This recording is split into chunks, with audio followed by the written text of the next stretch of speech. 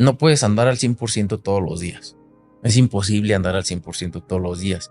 Pero lo que sí tiene que quedarte bien claro en tu cabeza es que si traes un 50% ese día, ese es tu 100%. Tienes que dar ese 50%. Porque existe la motivación y la disciplina. La motivación, hoy puedes levantarte y no lo voy a hacer y mañana ya no. Diste hoy todo en el gym, pero mañana ya no porque estás cansado. Esa no es disciplina, esa es motivación. La disciplina es la constancia. El lunes puedes dar el 100%, el martes el 80%, el miércoles el 60% y así sucesivamente. Pero todos esos días estás dando tu 100%, como sea. Pero tienes que disfrutar el proceso. ¿Cuál es la dinámica del proceso? Hay altas y bajas. Y hay unas muy bajas. Es cómo las vas a tomar mentalmente. O te vas a quedar ahí lamentándote, victimizándote. O eso te va a dar fortaleza para decir, no, esto no me va a parar y voy a seguir y voy a lograr lo que yo quiero. No se compliquen tanto. Es eso. Es como tomas las cosas. It's definitely how you take things for real, bro. Bro, I fuck with what he said, bro. If you only have 50% that day, if you just give those 50%, you still gave 100%. your 100%. Facts. That's so fire. And that's brought to you by the Unnoticed podcast. Is that Chris?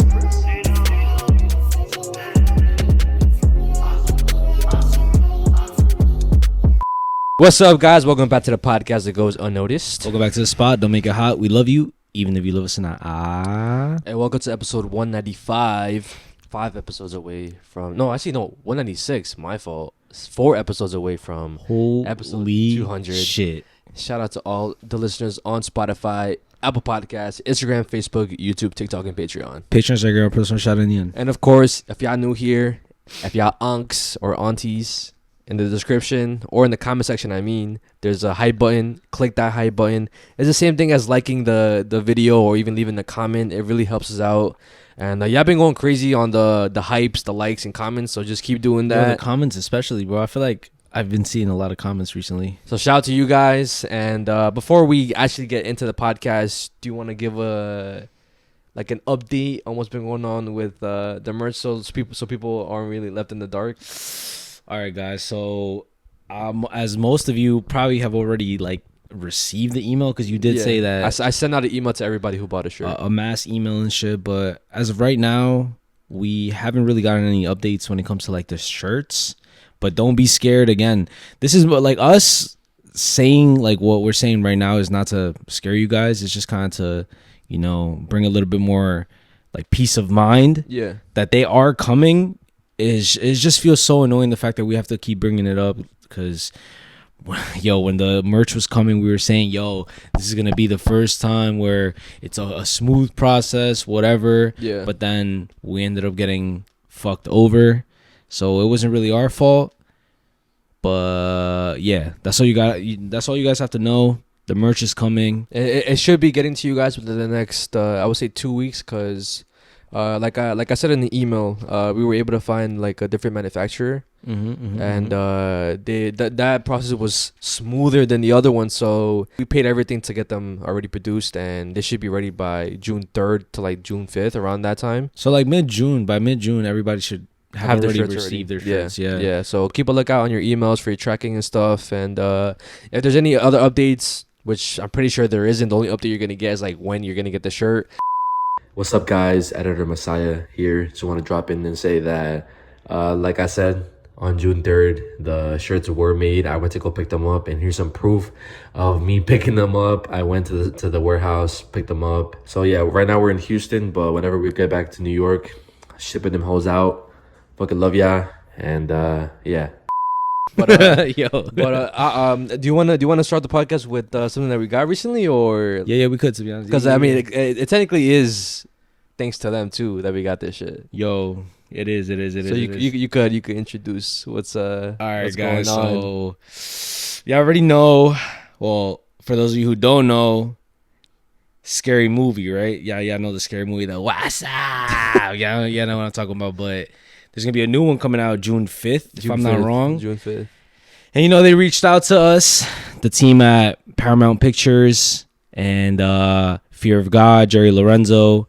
I guess they had some sort of meeting where they were trying to figure out who the fuck to send exclusive merch to, kind of like a PR package, a care package type of thing. Yeah. And literally in the message and the email that we got sent saying that we were the chosen ones, like to receive this shit, it said that we were literally selected. And how, I forgot who said it, but they were like, nah, yeah, the boys are the ones that should get it first. Like saying like they already knew, they had it ahead of time, planned ahead of time who was gonna get it. Oh, okay. So I didn't even see that part. Yeah, we were already in somebody's mind. I don't know exactly who. It could have been somebody at Paramount Pictures, Fear of God, or H&M Communications, whatever. But we were already in somebody's mind before this shit was even like a thing. So without further ado, we got this in the mail. As y'all can see, Scary Movie in theaters June 5th, 2026. And inside, guys, I'll open it. it's some fire ass shit. I mean, for those of you who follow us on Instagram, you already saw it. But for the YouTube people, this is gonna be our first time seeing it. It's crazy. See, like the waza. Nah, this is crazy. Because I know you opened it first, but like seeing this shit in person is fucking crazy. Let me read this shit. The thing that threw me off though is the smell, because y'all already know if you ever had one of these masks. Oh, the plastic smell? Yeah, like it smells fucking disgusting. It's like a sweet yeah. You hate that smell? Yeah, I don't like that smell. Fuck that shit. It's like that smells like clay. Yeah. Like you know Play-Doh? Yeah, I know. I can't, bro. Nah, I love that smell, low key. Like I remember as a jit, I used to like want to like eat this shit. I swear, bro. Yo, you're crazy. But look, all right. It says, Waza! Guess who's back? We're so excited to share that Scary Movie is crashing into theaters on June 5th. The franchise you know and love is back with more laughs, more chaos, and absolutely no safe spaces. Until then, we hope this exclusive merch keeps your fit looking fresh, no matter what's lurking around the corner. If you share the madness, we love to see.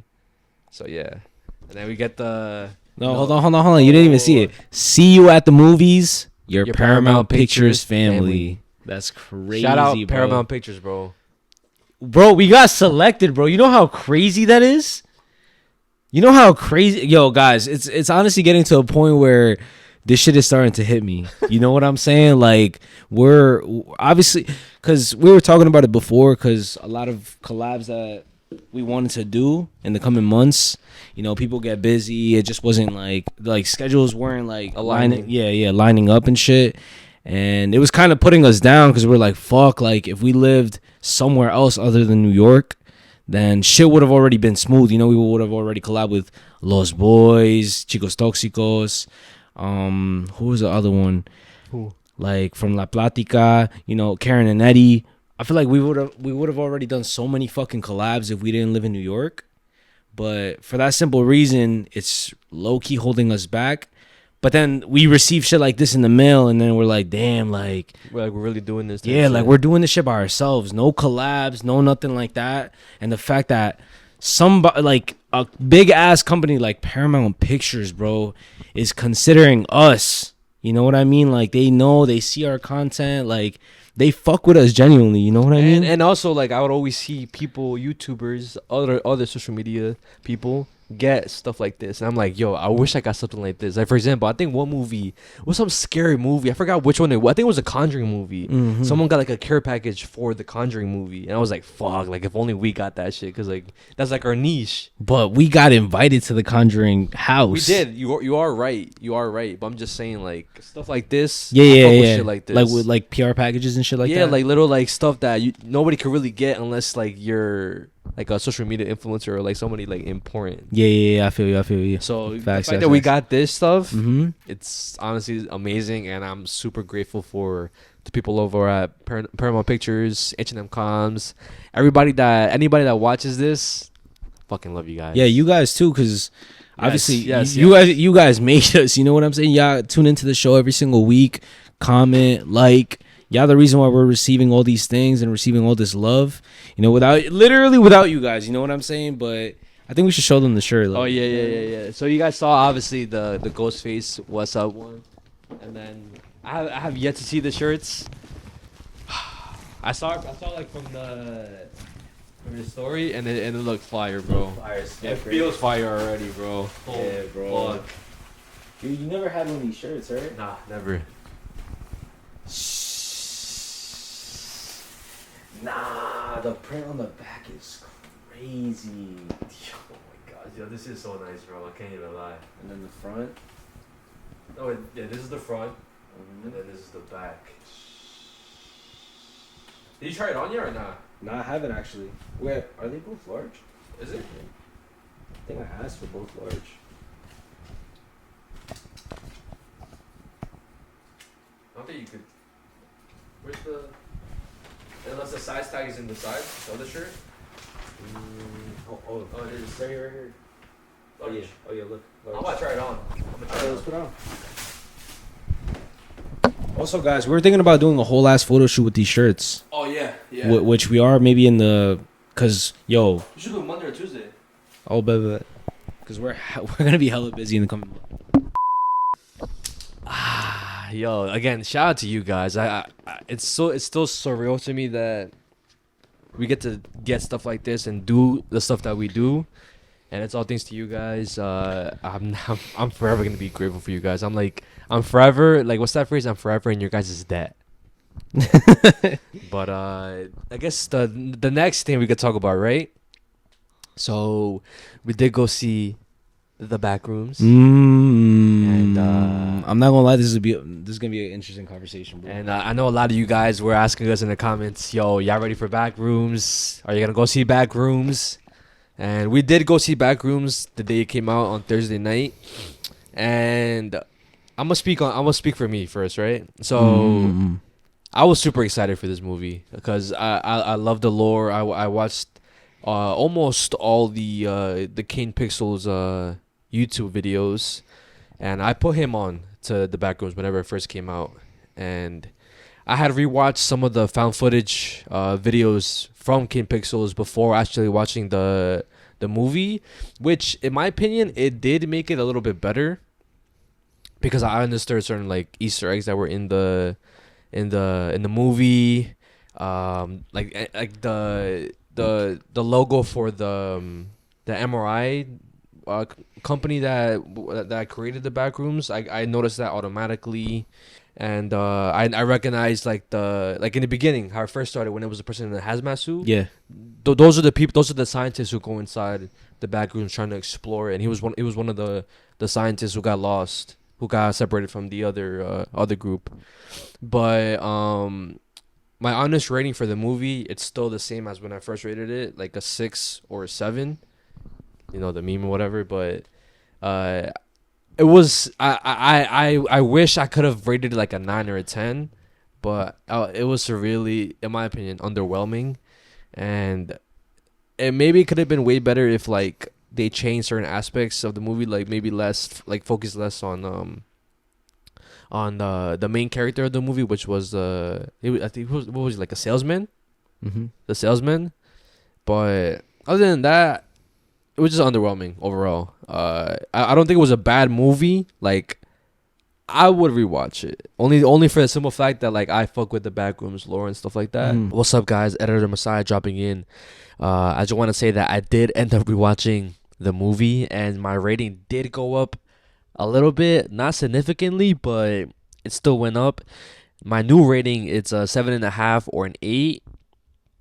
It's not a perfect movie. It has its flaws, but I found it more entertaining the second time watching it. I don't know why. Maybe it's because I ended up catching stuff that I didn't catch first watch. But I definitely think it's a rewatchable movie, in my opinion.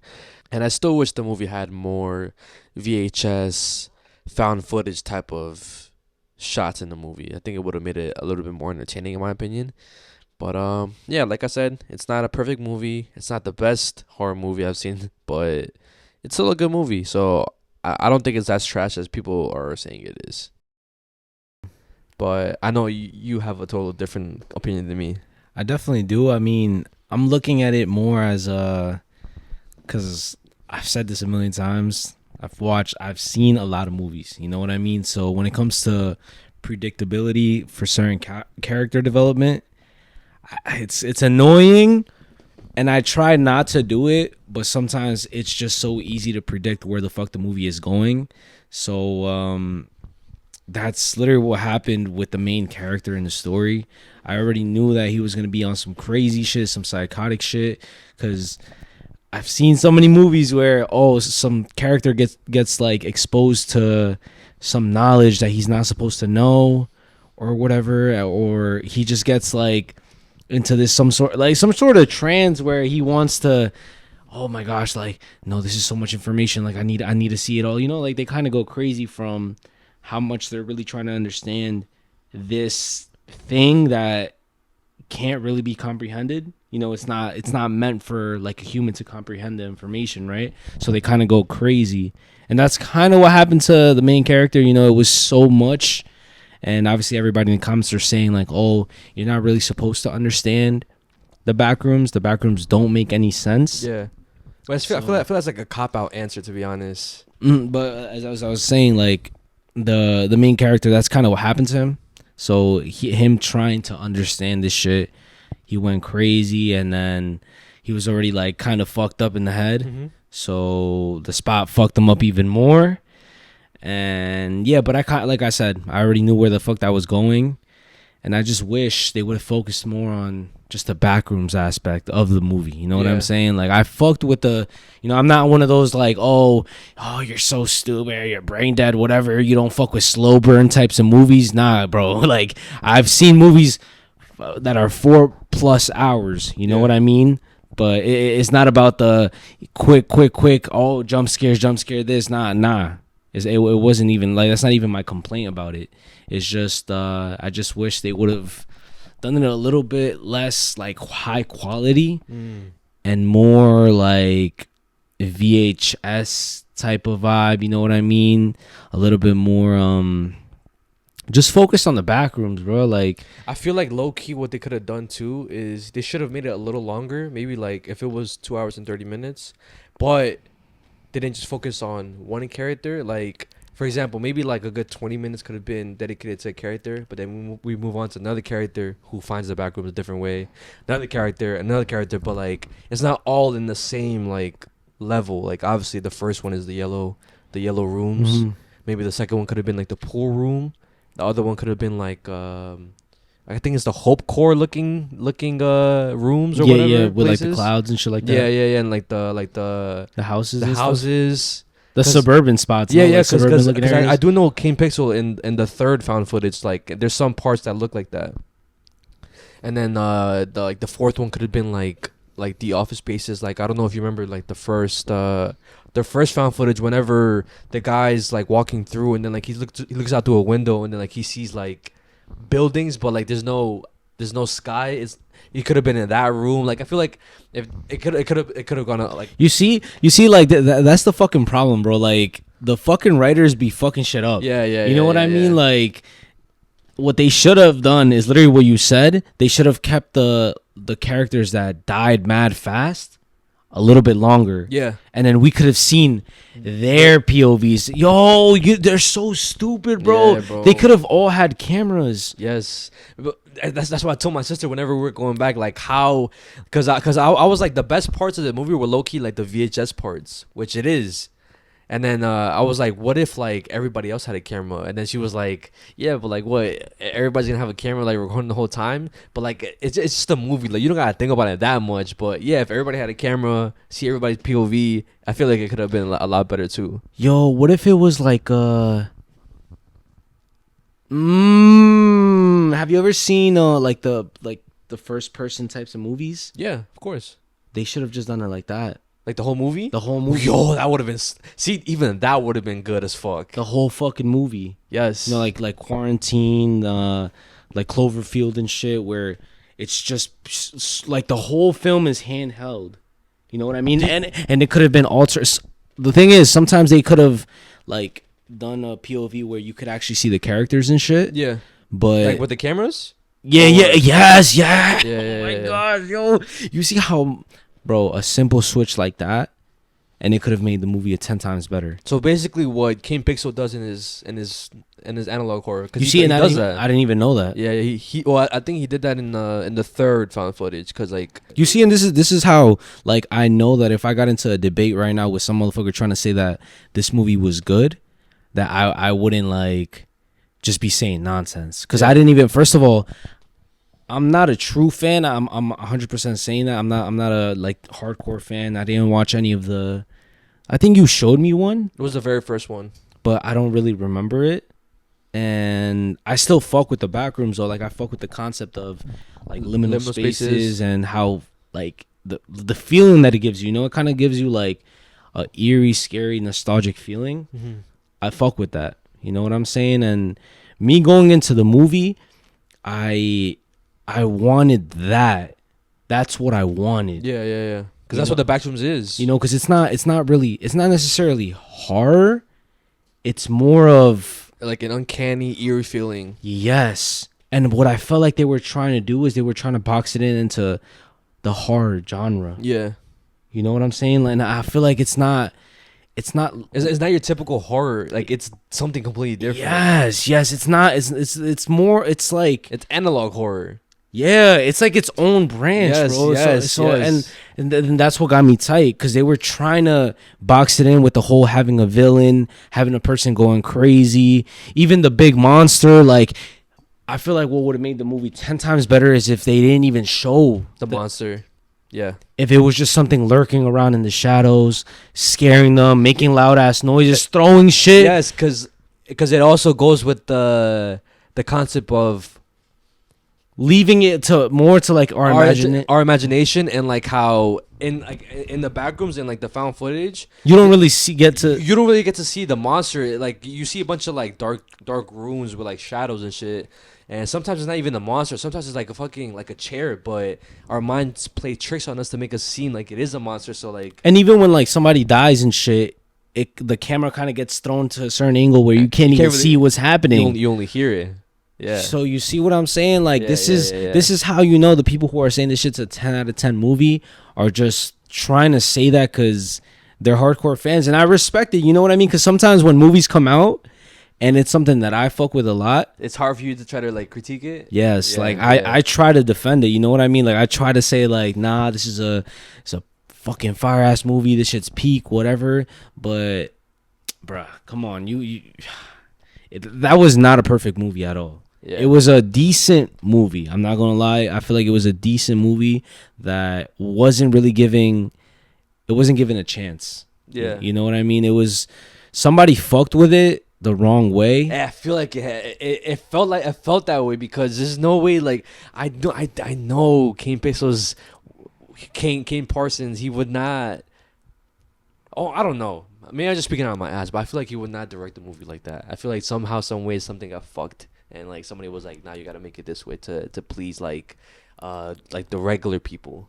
You see, and like that too. Like we have to think about it more like corporate side of stuff. A director is just a director. Like they're gonna tell you what shots, what angles, how to shoot it. You know, it's more of like overseeing everything, but the writer of the story is a really, really important part. Yeah. You know what I'm saying? So, and he didn't write it. He just directed it. So, you know what I mean? Like, I wish somebody who like literally genuinely like oh my gosh, who would what?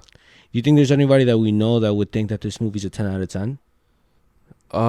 Maybe Erica. Yo, did you see what she fucking wore? Yeah, she wore the hazmat suit. She's like a dead ass like fan, bro. Like she's into all that shit, bro. Dead ass? Yeah, bro. So I feel like maybe like she could have been like able to like defend the movie. Yeah, we should have asked her for her opinion. Yeah, you're probably right. I wanted to ask her, but at the same time I was like, I don't know. Yeah, nah. I'm about to post it on my Instagram, and I'm gonna just like say, yo. Because I know people are gonna say, like, especially that one person that was like trying to say that everybody's stupid who doesn't get it, like whatever. They're probably gonna comment on it, but I'm gonna see if anybody else like feels like this shit was a 10 out of 10. Because a lot of people truly believe that it was a 10 out of 10. I mean, maybe on rewatch, I'll feel differently. Maybe it'll go up, maybe it'll go down, but. Again, like I just want to rewatch it just to see like if there's anything I missed, or maybe I'm not seeing what like the people who are rating it like a high rate are seeing. I was thinking about that too, and that's also like why, because I low-key didn't want to rewatch it. Yeah, just because I feel like it's not rewatch worthy. but they're kind of like making me feel like I'm tripping. They're kind of gaslighting me into want to watch it again. I mean, like there are some unanswered questions that you guys had whenever like the movie finished, and a lot of people had unanswered questions, and I don't know if that makes a movie good or not, but I guess in a way it makes you want to watch his videos on YouTube. Maybe that's the reason why it was like that. But you see, like there's so many arguments and stuff. Like even just saying that leaves so much open like room for somebody to make an argument and shit.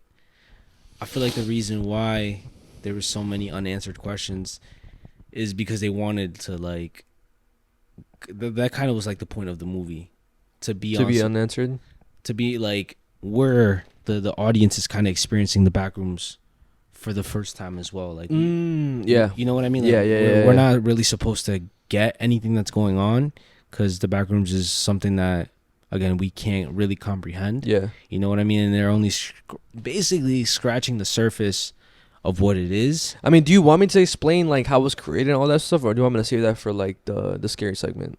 Because I mean, I could show you like what I think is like one of the scariest parts in like the series on YouTube. Damn, so we should have just saved us talking about this shit for the scary part. No, I mean, this is just a review of it. I mean, the other part, the other aspects, like I'll save for the scary segment. Scary? Yeah. I definitely like could like. I feel like you will like it for sure. Yo, I'm gonna be honest, bro. I want to get into an argument one day with somebody. Oh, like just like a movie or about this? About movies and shit. Oh, okay. Cause I feel like the skate pod like that. Yeah. Cause I'm not gonna lie, like I feel like I don't want to toot my own horn. Yeah. But I feel like I am able to tell somebody if a movie is good or not. Okay. You know what I mean? Like, cause there's certain movies that are for movie lovers and just people who are quote unquote casuals. Like, no, hold on. The movie lovers / cultured people, you know, have seen a lot of stuff, are in tune with a lot of like social media shit, have seen like a bunch of different like, you know, pop culture and shit. You know what I mean? Mm-hmm. There's certain movies for people like that. Sometimes those movies aren't good for the casual people. Yeah. That really just want to be entertained. You know what I mean? And that's what pisses me off about the people who overanalyze the movies. Because it's like a movie is entertainment at the end of the day. Yeah. You know what I mean? You're not supposed to, you know, if you want to be on some like deep thinking, trying to, you know, how do you say it? Break it down and shit like that, then you can. But even then, like, I feel like that takes the fun out of movies, trying to do that. Like, I get it, but at least try to at least take that part out and just try to enjoy it. But if it's complete like ass, I get it. You see, but that's the thing though, because sometimes a movie has it just right in the middle. Like which one? Like a perfect example would be, I hate to throw it out there, but my favorite movie, Good Will Hunting, right? So if you watch it for the first time, you're gonna like see how it's somebody that's like so fucked up and shit that they like, that's just kind of like the surface level, right? Anybody could watch it. You don't have to know shit about anything, and you're just gonna get the movie, right? But then on a deeper level, you realize that movie is really impactful to the point where therapists are showed this movie as an example for therapy. You know what I mean? Like that's what I'm trying to get at. Like, a movie could be deep as fuck, but it's also so good to the point where the casual people could watch it as well. Like, you know what I'm saying? You don't have to know anything about anything to just be shown this movie. Like, I could show it to you, I could show it to your sister, I could show it to somebody down the block, whoever. I don't give a fuck. Like, if I show you this movie, it's gonna be good to you. You know what I'm saying? But then there's other movies that, for example, The Backrooms, if I show it to anybody, they might not think it's good. They're gonna be confused. They're gonna be, you know what I'm saying? That's what makes a movie good, and a lot of people forget that shit. You know what I mean? That there's people who don't know nothing about anything. They're getting introduced to this topic for the very first time, and they're curious. You know, it's the same thing with. I hate to bring it up again too, like Obsession. I've seen a lot of people who say that they didn't even want to watch the movie, Like they were forced to watch it with their friends because they brought them to the movie theaters. Wait, why are they like what? Like they're saying that they thought it was like boring or something? No. Look. There's people that like probably saw the trailer. They didn't want to watch it, so like their friends took them to go see it. Okay. Because again, they were gonna go. They're gonna go watch it, but like they're just coming along just to be like, I bet, like whatever. And then they watch it and they realize, yo, this is a good ass movie. Why did I like judge Like prejudge it? Yeah. Yes. So I'm telling you right now, bro. People just be on some stupid shit. Like it gets me tight. The more the smarter they want to sound when it comes to this type of shit, yeah. the dumber I feel like they sound. You know what it is? Maybe because like, whenever like a movie like is popular as fuck right now, it's the easy way to get like clicks, no matter what. Because when deep down inside, maybe like they deadass don't even give a fuck. They just want to like they're just seeing what everybody else is saying and doing, and they're just repeating it, bro. And like what pisses me off too is like the people who want to say a different opinion than what everybody else is saying, and like people call them out saying like they're being haters, or like you're stupid, you don't even get it, shut up, like Yeah. bro, like anybody can have a whatever opinion they want about it. You know what I mean? There's people who fuck with it. All right, cool, you fuck with it. There's nothing wrong with you fucking with it. But if you don't, that's cool too, you know? Just because you didn't get it or just because you don't want to get it. What if you just don't want to get it? Yeah. You know, what if I didn't want to analyze it? Yeah. What if I felt like it was a movie that I didn't have to analyze? You know what I mean? Like it was supposed to not be understood, and you guys are making it out to be to something that you didn't understand it. That's why you didn't want to watch it. That's why you fucking think it's ass. Whatever. Like fuck you. Nah, I'm dragging it and shit. But my whole point is, I think it was a 6 out of 10. Oh, that's a higher rating than you said the first time. I said a 5, right? You said a 5. 5 out of 10. I think you said a 4 or 5, something like that. Where the fuck is my other phone? I take it back. I think it's a 5 out of 10. Bruh. Yeah, it's a 5 out of 10. So I mean 5. See, like people think 5 out of 10 is like bad, but that's just mid. It's in the middle. You're not saying it's ass. It's like we get so even when people say, oh, that was a 7 or 8. It's not. That's good. That's great. Nah, facts. It's not perfect, but it's great. Like motherfuckers be so sensitive about like ratings, bro. And trust. There's people who are already typing in the comments saying y'all are dumb as fuck. Trust like, me. Trust I'm telling me. you right now. I know what the fuck I'm talking about, bro. Y'all gonna see in the fucking scary segment. And they're gonna say that because we think Obsession is better than this movie. All right, let's say it right now. Do you think Obsession is better than Backrooms? Okay, it is, but it's two different types of like horror genres. I can't really compare them. Nah, you're copping out, bro. Do you think it's better than Backrooms? Yes, it is. It's a better movie. Yeah. I agree. I think it's way better than Backrooms. Yeah, of course. But again, like I said, I just think it's two completely different movies. It's like saying, oh, is Good Will Hunting better than Endgame? Like you can't compare those movies. You got a point. It's like two different. Like again, they're horror, but like that's supposed to be analog horror, and this is like it was like horror mixed with like other shit, like some comedy in there. Is there any like big like blockbuster movies that are analog horror, or is this it's the first one. It's the very first one. Yeah, bro. Yeah, like yeah. Because from what I know, I think Backrooms is one of the first analog horrors. I could be wrong on that, but like the OG ones are Backrooms, Mandela Catalog, Vida Carnes. I think the Godzilla one you showed me before. Oh, with the suit? Yeah, and the one that Sean talked about, Monument Mementos or something like that. Monument Mythos Monument. That's an analog horror too. Okay. Yeah, but I think analog horror is what I think it is. I think it's just like creepypastas turned into like videos. That's what I think it is. It could be something else, but that's the way I take it. Kind of like lost footage. Yeah, because there's a lot of like pictures in those videos that like come from like creepypastas. This is definitely like a whole new thing, though. No, yeah, for sure. You know, I feel like people are still also kind of getting are just now being exposed to this thing. Yeah, you know what I mean? Yeah, I mean it's finally becoming mainstream.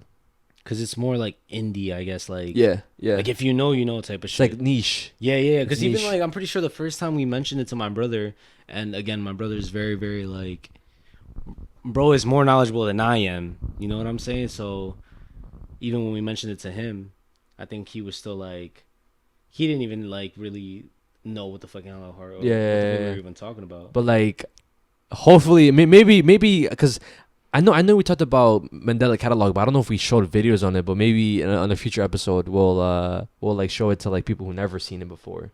So like their first reaction. I mean I feel like a good one could be your brother.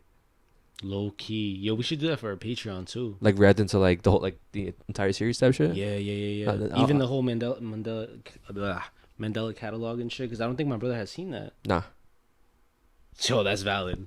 Yeah, but the next thing I want to talk about, right? So I feel like we could get maybe a little bit into this because we didn't mention it a couple weeks ago whenever it did happen, because I feel like it could have been perfect a couple episodes ago. Yeah. But Neymar, he got selected to appear in the 2026 World Cup. Big W for Brazil. I'm not gonna lie. And you saw the video, right? Whenever he was selected, I did. Like he was waiting to hear his name, and then whenever he did, he like broke down in like tears of joy. I mean, let's watch it right now. Yeah, I got you. Tô com uma tese aqui que se ele não me ligou até agora. Não, sei lá, né? Tô até com medo de ficar escolhendo o telefone. Aí tá na mão do homem, sei lá, tô desesperado. Com certeza será a última de qualquer jeito, indo ou não. Então, por isso que a ansiedade, acho que foi na minha cabeça, foi a coisa mais importante da minha cirurgia até aqui. Foi muito difícil, doloroso. Então, eu fico feliz de ter feito um ótimo trabalho, de estar apto a ser convocado. Agora é esperar, mas vai dar tudo certo. Vamos embora. Hendrik Lyon, Mateus Cunha, Manchester United. Nah. Neymar Jr. He starts crying, right? Yeah. Like imagine that was Chicharito for you, bro. I know. I'm not gonna lie. I didn't see this, but I did see like people reacting to the fact that he got selected, and people like kids started crying. Like, bro, I feel like people forgot about him. Yeah, bro. It's because like he moved to the Brazil league. He did get injured a lot in his career, and like it just like depleted his performance and stuff. But I feel like it's fitting for this to be his last World Cup, like the final dance or whatever. Even if like he doesn't really do that good, like he got the chance to play his final World Cup. Yeah, and, like even Ronaldo's going, Messi's going. Oh, but even Messi got injured recently too, so I don't know if he's gonna be able to like. I'm pretty sure he'll play, but like not like the first couple. Maybe games. like limited time and shit too. Yeah, but Nah, but he's still going regardless. Yeah. And Ochoa's going. Ochoa, yeah, that's his final World Cup too. Ochoa's going. A lot of legends that we grew up watching, it's gonna be their final World Cup. That's mad sad, bro. I'm Yeah, not gonna lie, bro. What? But when it comes to Neymar, like I was happy for him. Like I saw recently like that I think he got injured again, but he's still gonna be able to like play even if it's like one game or something. Like I saw the coach Carlos Ancelotti. He was like, he's the coach for Brazil. Yeah. Nice. And he was like, how he knew what he was doing whenever he chose Neymar, and he's gonna play. Yes, he's injured, but like whenever he's good, he's gonna play. Like he's like we're gonna make it happen type shit, right? Mm-hmm. And I just want to talk about how like I think it's just beautiful how like we're finally seeing like our, I wouldn't really say childhood heroes, but just people that we grew up watching, like enjoy their final moments and like the thing that they love, the soccer, football. Yeah. And I feel like you don't consider some of these people your childhood heroes? That ass. I mean yeah like Ronaldo. I feel like he's a childhood hero of mine. Like I grew up watching him. Like he's motivational as fuck, motivating as fuck. Like his story, even though like he's still not really to a lot of people, he's not considered the best in the world. He's only considered the best in the world to like some people, like Ronaldo fans.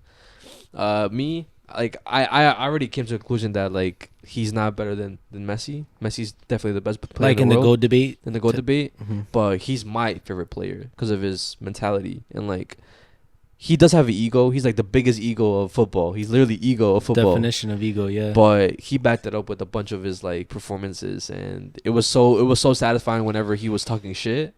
Then the next day, whenever he played, he backed up his shit by performing good as fuck with it. Whether that's like scoring a hat trick, just scoring a couple goals, or like even in game, whenever he would like kind of be on some. Like he locks in. Yes. And then after he's kind of like, you fucking see type of shit. Like, yeah.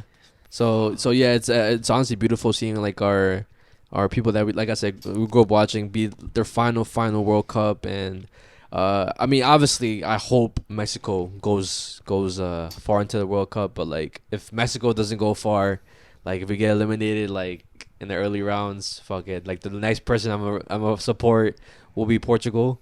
But Yo, I feel like I really feel like this World Cup is gonna be an emotional World Cup.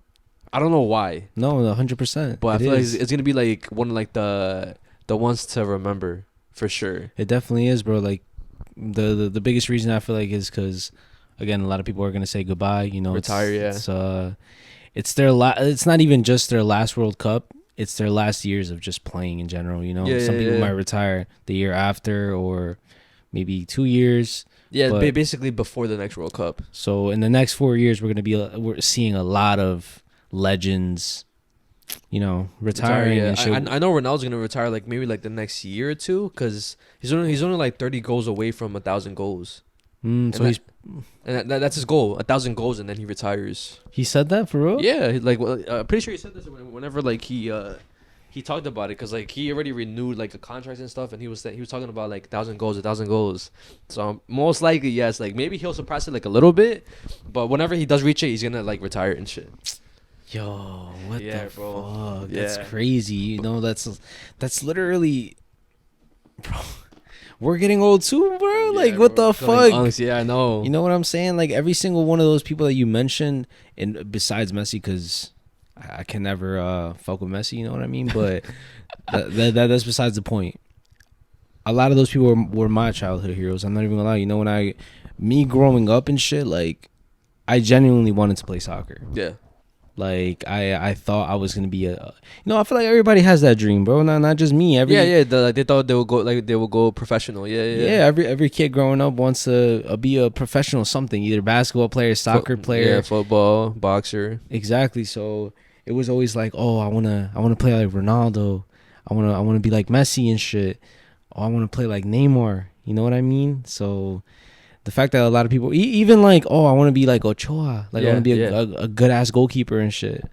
And it's fucking sad, bro. Like, what the fuck? Like, all these legends are retiring and shit, and now it's time for the newcomers or the people who already have been playing for a minute to kind of take their spot. But the thing is, that's crazy to me, is that it's gonna be a minute before somebody really like fills those spots. Like is as impactful as Ronaldo, Neymar, and Messi, which is kind of unfair. You know what I mean? Because they just set the standard stupid high to the point where it seems almost unreachable. Yeah. But whenever the time comes, we'll think about the before, and we'll be like, "Yo."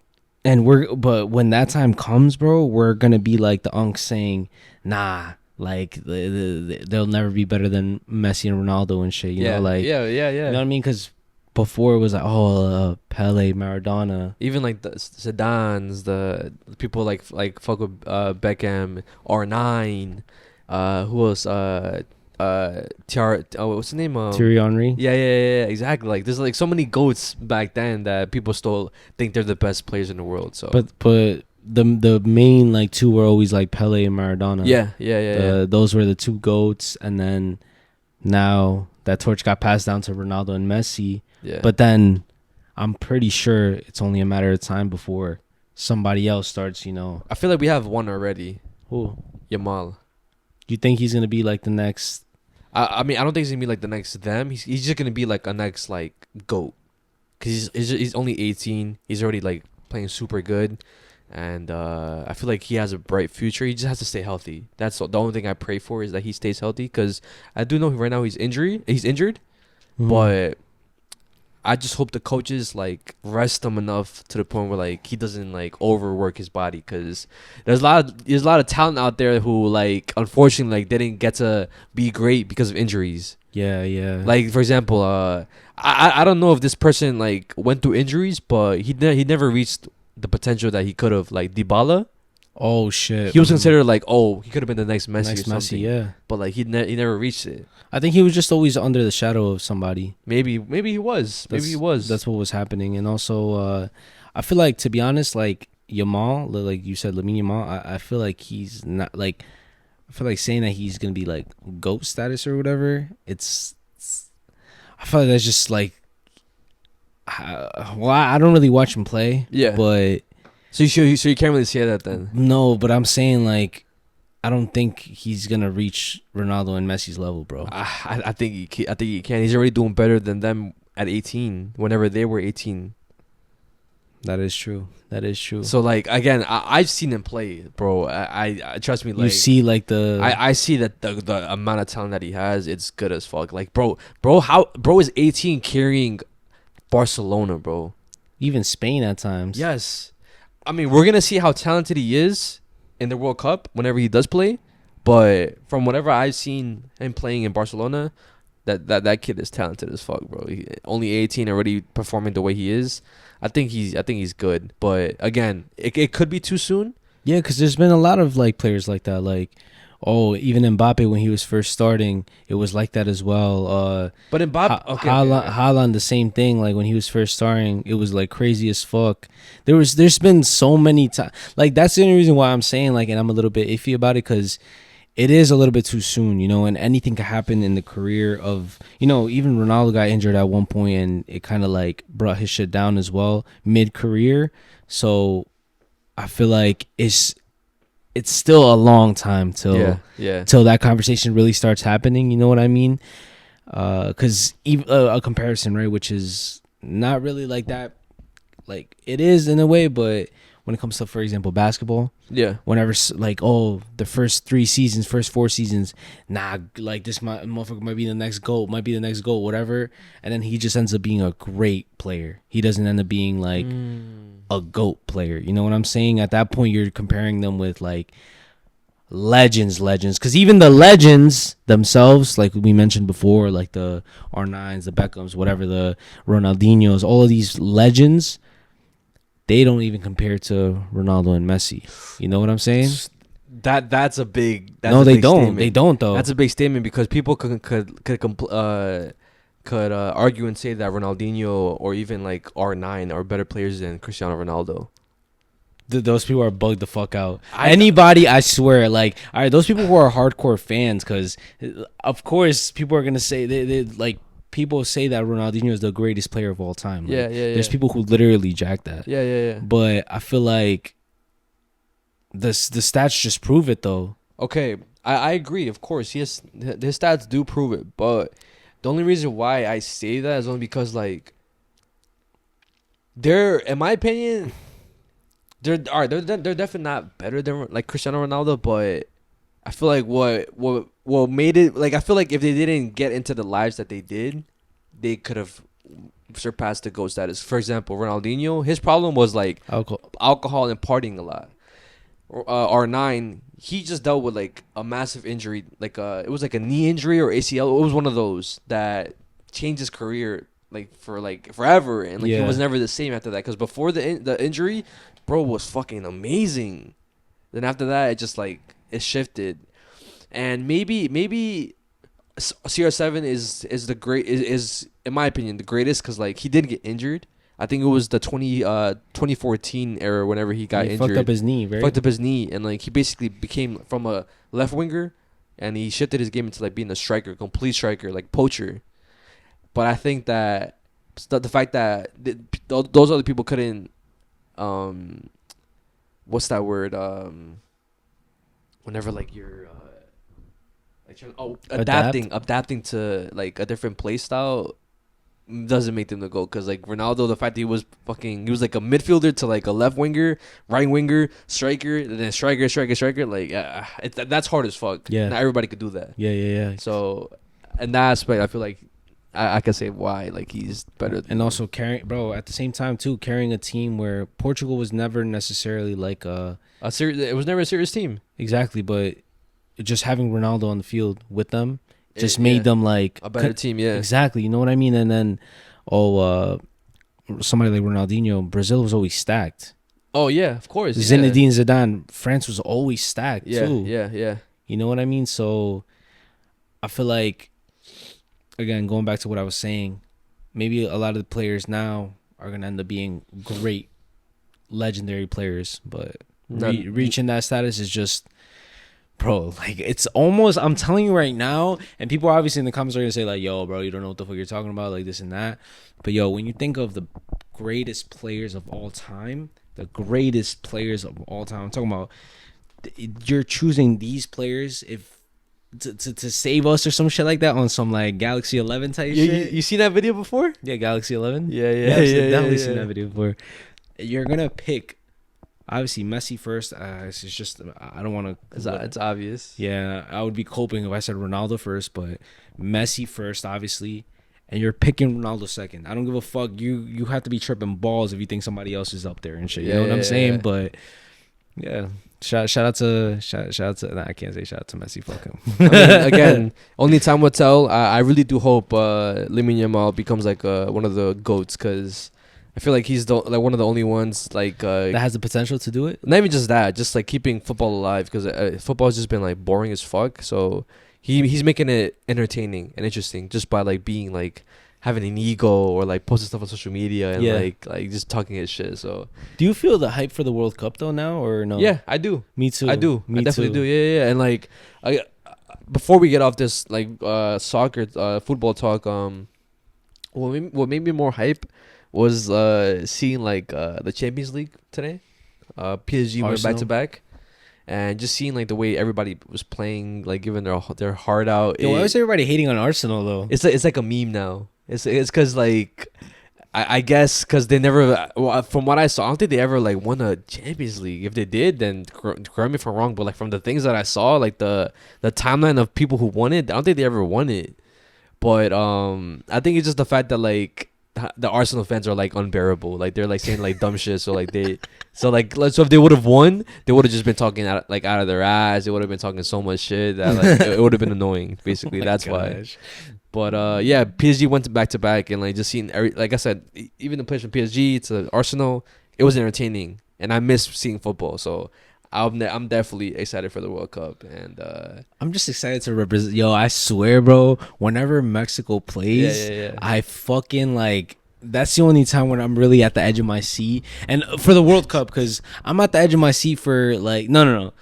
I'm like emotional and like passionate when it comes to like a regular friendly, because it's countries. You know what I'm saying? Yeah. Like they're representing a whole ass country, and depending on who they're playing, that country sometimes be talking shit. even on the friendlies, yeah. You know what I'm saying? So in the World Cup, the biggest fucking stage, bro, Mexico better fucking show up, bro. I swear they're not gonna win it. I already know that, but they have to at least put a fucking fight. You know what I'm? Yeah, of like, course. With whoever they have. I saw their bracket or whatever, and even to reach it to like quarterfinals or whatever, it's hard. It's almost impossible, bro. Who are they? Who's in their bracket?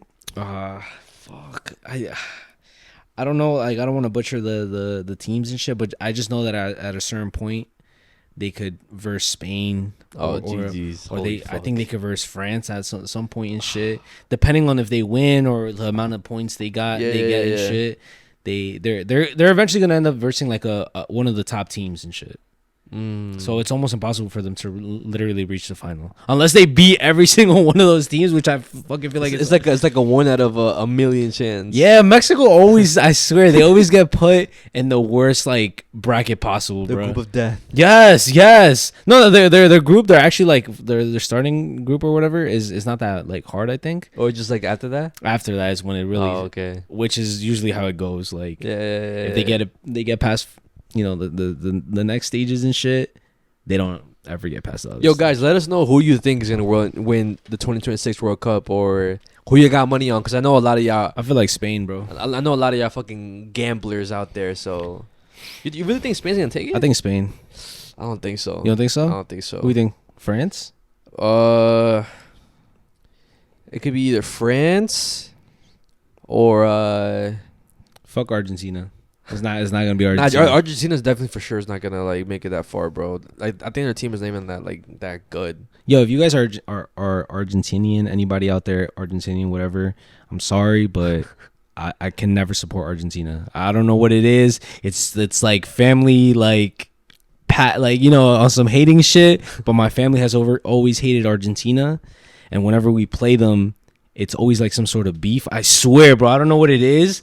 Mexico has beef with Argentina, especially when it comes to soccer. Yeah. It's always like there. I don't know. There's some weird ass animosity between Mexicans and Argentinians, especially when it comes to like the World Cup or just because I think they eliminated us one time. I don't know. Maybe 2010. I think it was 2010, and yeah, I think it might have been 2010 because ever since then, that was the first World Cup I ever watched, and I remember that was when I started. I hated Messi, bro. Really? And I was a Barcelona fan in 2010, but okay, so it most likely was that time then. yeah, I was just like, wait, where's Messi at? He's Argentina. Wait, I think it was my favorite player against my team. And then he scored, or maybe he didn't score. I don't know what happened. But I think he was the reason. I think he was talking shit too, or something like that. I know they were talking shit though. They're always big shit talkers to Mexico. They are, yeah. But yeah, fuck Argentina, guys. Just the team though. Just a team. I love every single one of you guys. You know what I'm saying? If you guys are Argentinian, whatever, shout out to you guys. You know, whatever. Let's move on to the next topic. This is a little bit of a messy topic, is it? Because we are talking shit about people. Well, I mean, are we gonna talk about the influencers or just like the situation? Because I know a lot of people don't really give a fuck about like. I mean, technically, we're still talking about somebody because it's they relate to the story. Okay. But I guess what I'm gonna bring up is drama related. All right, I don't really like fucking getting into drama because then people are gonna say, "Oh, we're haters," but everybody's hating on these motherfuckers right now, so I really don't give a shit. The whole situation with that Brazil trip with it was Zavala, Wendy, Eve, Johnny, Santi, Dano. They went on a trip together. Oh yeah, Crystal, Chesington, whatever. They went on a trip together to Brazil, and it was already starting off kind of weird because everybody had like tension against each other. But that's not really what we're gonna talk about. What we're gonna talk about is the most obvious thing that happened. And it was the most weirdest thing that happened on the trip. So I believe how it started is that they were going to go to some sort of block party or they were going to go clubbing. Yeah. Right. And y'all already know that I feel like anybody with common sense, if you're going to a foreign country, you obviously don't know your fucking way around. You know what I'm saying? Especially if you don't have no sort of like guide to tell you, yo, let's go here. Let's go here. We got to move this way. You got to stay away from these parts and shit. They didn't have that. They were just going there blind. So they decided to go, again, I guess they were going clubbing, trying to find a spot. And unfortunately, one of the people there, Dano, she got sexually assaulted, bro. 3 times. 3 times, bro. 3 times. Some guy groped her, bro. Grabbed her ass and shit, which... it's fucking crazy, honestly, and that happens a lot, bro. That has, what I'm saying? I know people personally that obviously it wasn't somewhere in a foreign country and stuff, but that makes it even scarier. But that happens, unfortunately, a lot. Some people want to be fucking creeps, and bastards and shit. But that happened, and everybody was just kind of like not taking the situation serious. You know what I mean? If my friend, if his girlfriend or ex-girlfriend, whatever, if his girlfriend gets touched like that, and we're in a foreign country, especially we're in a foreign country. Yeah. We don't know where the fuck we're at. We don't know who the fuck we're dealing with. You know what I mean? Let's say, boom, you get tight because it's your girl. You swing on this person, and then we don't know what the fuck is going on with them. You know what I mean? They could have a machete. They could have a knife. They could have a gun. Or even worse, they could just be like, I bet I'm going to come back. Like, or not even say I'm going to come back. They'll just come back with, like, people that they know. That's what I'm saying. Or they could have their whole squad there already, bro. Yeah. You know what I'm saying? They could be like, yo, whatever, pull up. Yeah. And we're cooked. Yeah. So I feel like the people who are receiving hate right now is completely justified, to be honest. Yeah. Like, there's no... like, how the fuck are you gonna excuse that behavior type shit? It's like, again, I'm just putting myself in that scenario. If I see somebody that I know, like my friends or anything, then I see like your girl, or if I see my friend's girl, anybody, and they say that shit, that's literally the sign to, all right, let's get the fuck out of here, bro. Like, what the fuck Exactly. are we doing here then? Like, if that's gonna happen, bro. Like, if it continues, all right, the first time it's like, all right, like, let's just like stay close.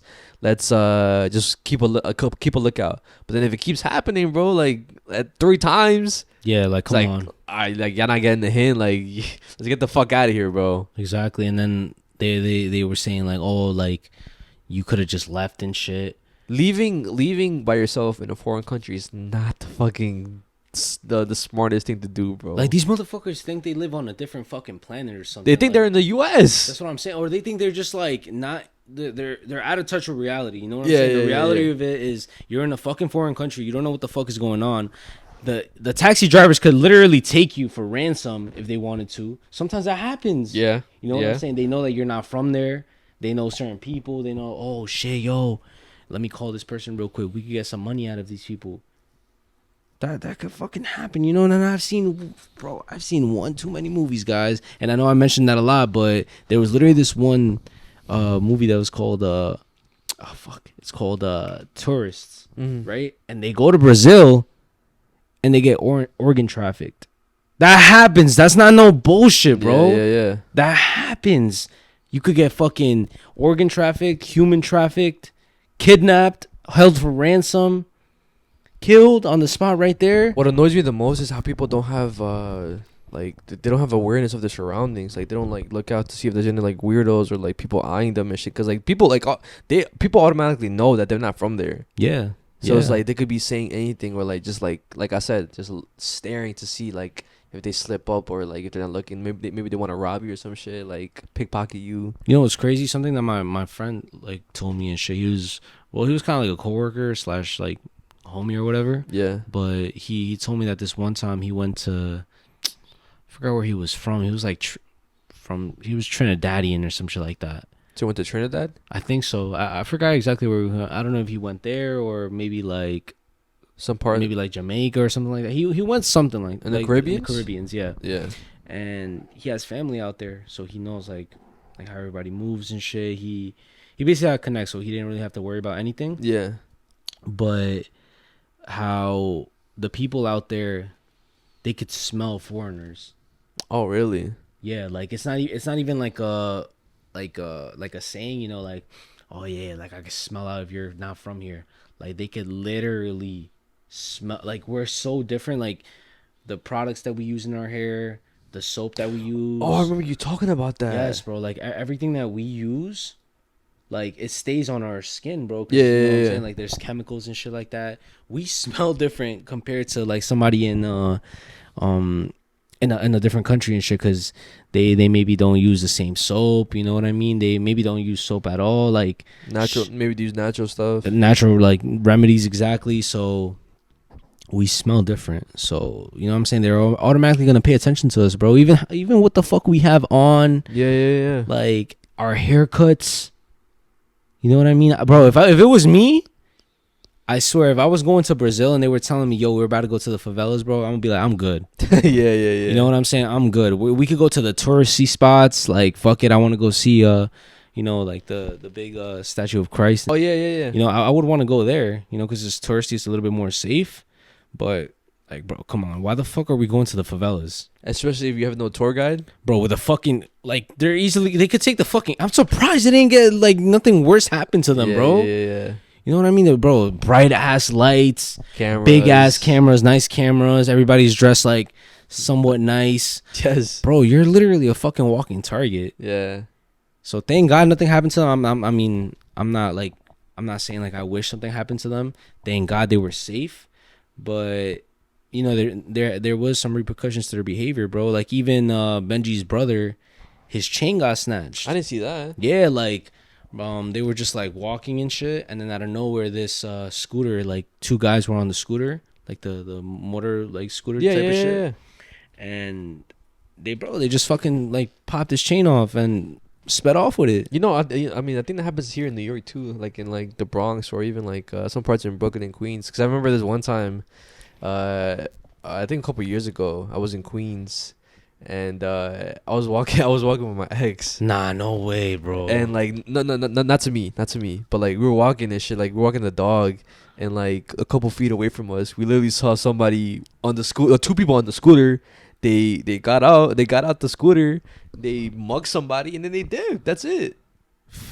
That's, bro. And it was like daylight. They don't give a fuck, bro. So I'm saying, bro. And especially somewhere again, like over there. Yeah. There's no cops like that, bro. Everybody's corrupt and shit. Like, and they're Mexican. That's the thing that's pissing me off too, bro. Like, I feel like every Mexican knows that in a different country that you don't know, you know, because our parents are always saying like, oh, if we ever go to Mexico, be careful or like something. you can't wear your nice clothes, you can't wear your jewelry and shit. You can't even like I wouldn't even get a haircut if I was going to Mexico. Yeah, you know what I mean? Because you got to look the part a little bit. You know, they're gonna tell, like, obviously our Spanish is a little bit fucked up. Yeah, we're gonna be like, oh, ¿dónde está el baño? Like, you know, they're gonna be like, yo, this motherfucker with his dumbass accent, you know. So yeah. You kind of have to look the part a little bit. Yeah. These motherfuckers did not look the part at all. What my grandma always told me, like whenever she came here, she was like, whenever you go, like I got you, she'll be like the tour guide and stuff, but like just do not talk, like just let her do all the talking and stuff. Yeah, bro, they take advantage, bro. Yeah. They're like, oh look, a tourist guy. I mean, a tourist. They start charging you more. Yeah. They start treating you different and shit. You know, like, bro, you're not from there, bro.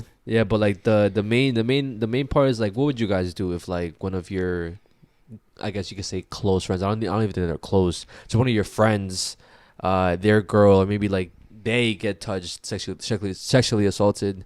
Like, would you tell them to go get an Uber, or would you tell them to like, I don't know, let's just vibe, like let's just wait? Dumb motherfuckers, bro. Yo, I still don't get that shit, bro. Like it pisses me off because like, again, if I was in that scenario, I would get the fuck out of there, bro. Bro, like, all of them are stupid, though. I'm not gonna lie. Well, obviously, I don't want to say like all of them are stupid because that's like fucked up and shit. Because I'm basically saying like, oh, they got what they deserve. Nah, I'm just saying like, if it was me there, like with our friends and shit, yeah, like we would have had to handle it a certain way. You know what I mean? Like, all the girls like stick in the middle and shit. Kind of like we make like a little perimeter around them, you know what I mean? Because you never know like what weird shit's about to happen, you know? Yeah. So they should have done something like that to keep themselves a little bit more safe. Do you think also this brings up another topic, right? What? Do you think it low-key puts like a bad name on Hispanic, like the fact that they're Hispanic, some of them are Mexican. I don't know if all of them are Mexican, but like the fact like they're putting like a bad name on Mexican/Hispanic influencers, or? I feel like yes and no. Yes, because I feel like we're known for just nothing but drama. But then you have the other content creators that are actually like drama free. So I feel like it's just them. Yeah, like you can't categorize everybody just because of them. Yeah. I feel like they're just I guess if I'm gonna be specific and shit. It's like it's just because I don't want to start problems with anybody. You know what I'm saying? Because I feel like what they did was cringy. That's just what it is. You know what I'm saying? Yeah, I might be normal people and stuff and not like fucked up individuals or whatever, but that specific situation was fucked up. You know what I'm saying? You could have taken accountability for it. And you should, like, what you're receiving right now, the hate that the backlash that you're receiving is simply for the fact that you're not taking accountability for your wrongs. Yeah. You know what I mean? And me and us talking about it has nothing to do with you guys personally. Like, I could give a fuck. You know what I'm saying? Like, I care less about you guys. But at the end of the day, you guys could have just taken accountability. And that's why you guys are receiving all the hate. It is what it is, you know? It's a cringy situation. I shouldn't have done that. Yeah. But yeah, guys, that does conclude our Yappuccino segment. Hope you guys enjoyed. But just get ready for your favorite segment. Unnoticed going dark. With that being said, get your snacks, get your blankets, get your headphones, turn off the lights, get comfortable, get your cuddle buddy, and enjoy the show.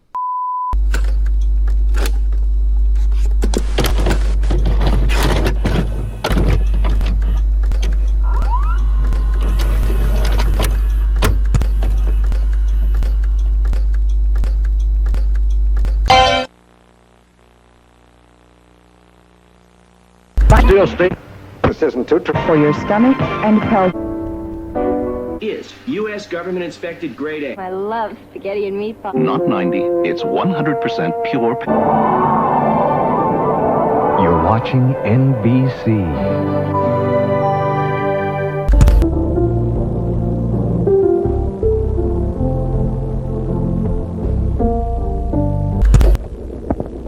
Okay, so you may be wondering, like, which is a little bit of a weird example.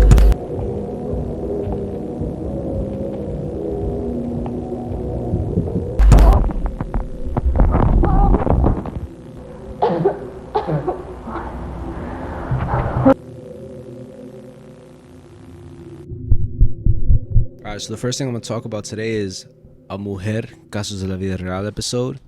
But this episode is a lost episode of Mujer, Casos de la Vida Real. What? Yeah, so for those of you who don't know what Mujer, Casos de la Vida Real is, it's a Mexican TV show that used to take real life cases and put it into a show version. And this show aired from 1985 all the way to 2007. Okay. And there's a bunch of episodes, right? But from 1985 to I think it's 1997, most of those episodes are like gone. Okay. So it's like old media, lost media type of thing. I know you love I lost love lost media, yeah. But this is kind of like one of those. It could also be considered a creepypasta. Okay. So the name of this episode is called La Última Sonrisa. The Last Smile? Yeah. We never talked about it. Okay, thank God. I don't know why. For some reason, I thought you talked about this before. No. So it's called La Última Sonrisa, The Last Smile, like you said. But some people also call it El Caso del Hombre Lobo. I've never heard this. The Case of the Werewolf. No, I don't know. You've never heard this before? No. Okay, so the reason why it's a lost episode is because there's nowhere where you could actually watch the full episode. A lot of the videos that I found are just people retelling the story of what they saw and they remember seeing. Okay. And a lot of people remember seeing the same thing, and the story that I'm about to tell and how the episode goes. That's how people retell the episode, right? And then even when you search up the episode, it comes up the title, the actors who played what roles and stuff like that. And I believe there's also like a screenwriting of how the episode went. Yeah. But again, there's no episode on social media. Okay. You can't find it, right? So how it starts is basically it's this little girl. Her name is Marifer, right? And she's just sitting down playing with her little stuffed animal, this little stuffed bunny, right? And she keeps talking to the bunny and saying, the Lobo isn't real, right? It's not going to take me, right, bunny? And she just keeps saying that. Eventually her brother or her older brother and older sister walk into the room and they overhear her saying that. And, like kind of siblings, they tend to tease each other. So they kind of start bothering her, saying, nah, like the wolf is real, el hombre lobo es real, like it's going to take you, the wolf is going to take you, the werewolf is going to take you, just bothering her and scaring her even more than what she already is. And then that's when the mom interrupts the whole like teasing and shit, saying, everybody has to start getting ready because we're going to basically prepare your grandpa, like a party for your grandpa. I believe it was his birthday, a big birthday party for their grandpa, right? And the whole vecindad, like the whole building and the whole block was gonna be present at this party, right? So they start getting ready, and Marifer is saying, I don't want to go to this party because the Lobo is gonna get me. So she's just so like fixated on the idea of a werewolf, right? And eventually, fast forwards to the party. You see everybody there, a whole bunch of people, right? But what's weird is that they zoom out and focus on this man. Yeah. And he's wearing a capucha. You know what that is? It's like a hood, but like a robe almost. Like a kind of like a cloak in a way. Yeah, exactly. So you can't really see his face or anything. You don't even know who that is, right? Yeah. And the party's going on, and also I think they pay attention to everybody's eyes. Yeah. And it's just as if everybody's paying attention to the little girl in a weird way.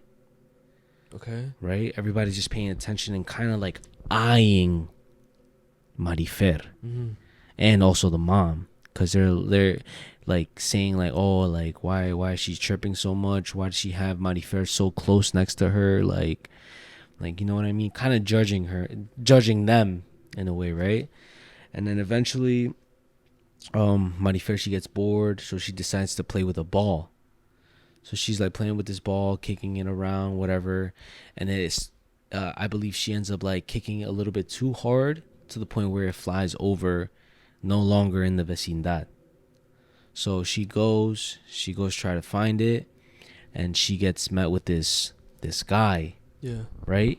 But you don't really see the person. The only thing that you see is a furry hand, and the hand is saying, come here. Oh no. With candy in the other hand. So Marifer is like, oh, like, you're not the lobo, right? You're not the hombre lobo. And it doesn't say anything. It's kind of just like a weird awkward pause. The next scene is everybody kind of like frantically looking for Marifer, because Marifer is missing. To the point where the parents end up contacting a detective. The detective does the research and stuff. It takes the tracks trace back to like the little stuffed bunny that she had. They find the stuffed bunny. It's like in a random abandoned terreno, like piece of land and shit. And then they see a bunch of garbage bags around that area as well. So they go to the bags, and then they see a bloody hand, a small bloody hand sticking out of one of the black garbage bags.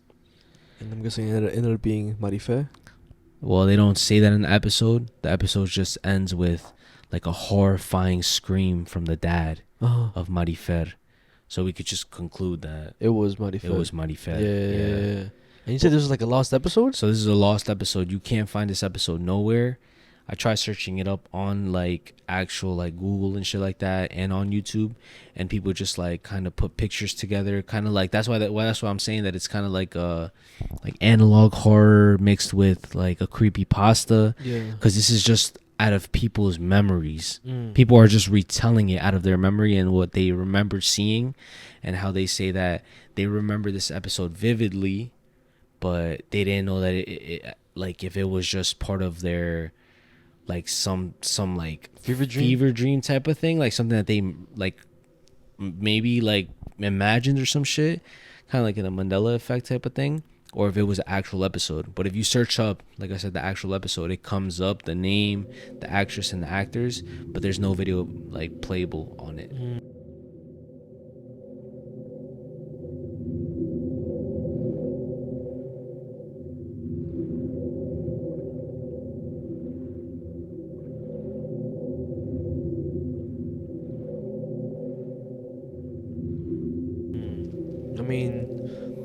I wouldn't be surprised if it sounds like an actual episode. It sounds like something like that would come out of from that series, to be honest. But I mean, I've never heard of that specific episode.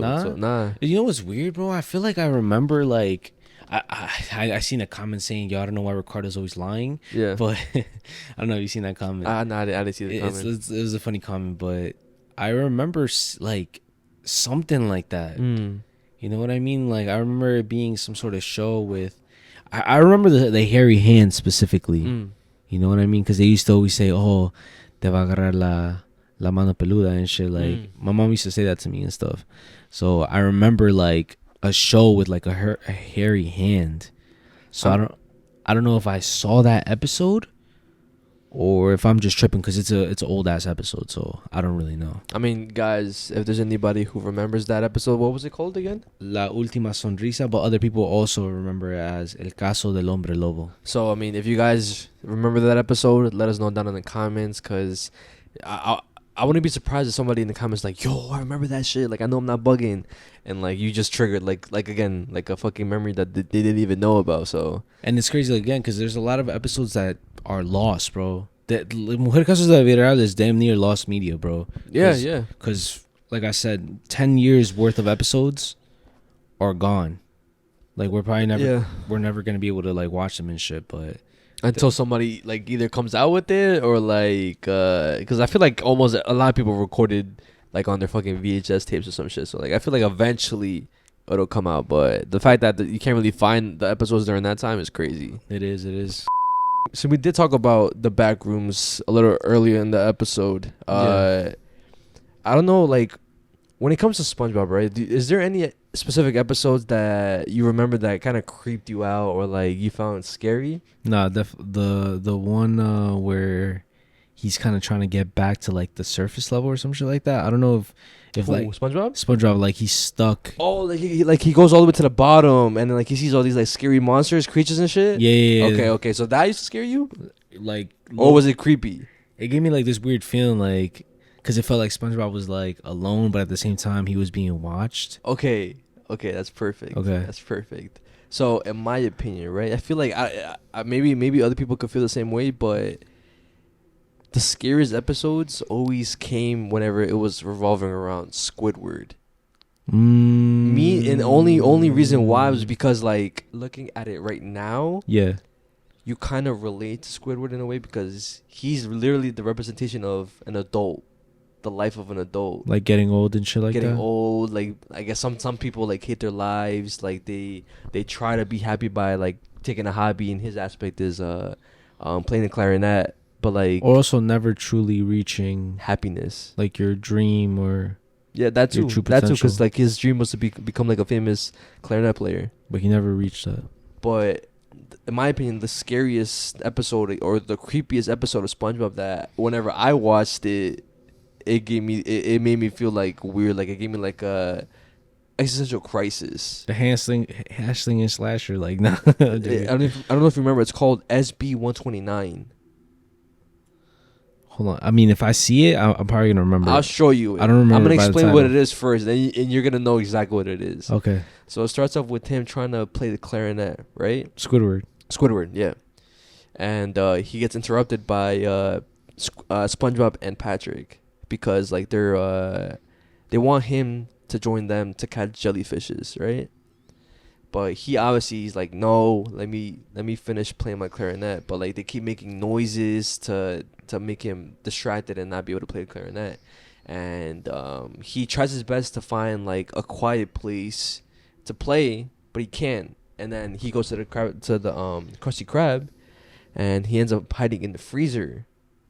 And then he ends up getting stuck in the freezer, and then he literally gets stuck in the freezer for like 2,000 years, right? I remember this. So 2,000 years later, he ends up getting discovered by the future version of SpongeBob, and he ends up coming across this time machine that he wants to go back to the past, aka the present. Right? I remember this episode. Okay. But then he goes back to the past. And then he goes to like whenever it was SpongeBob, like prehistoric times. Whenever it was SpongeBob and Patrick's ancestors, right?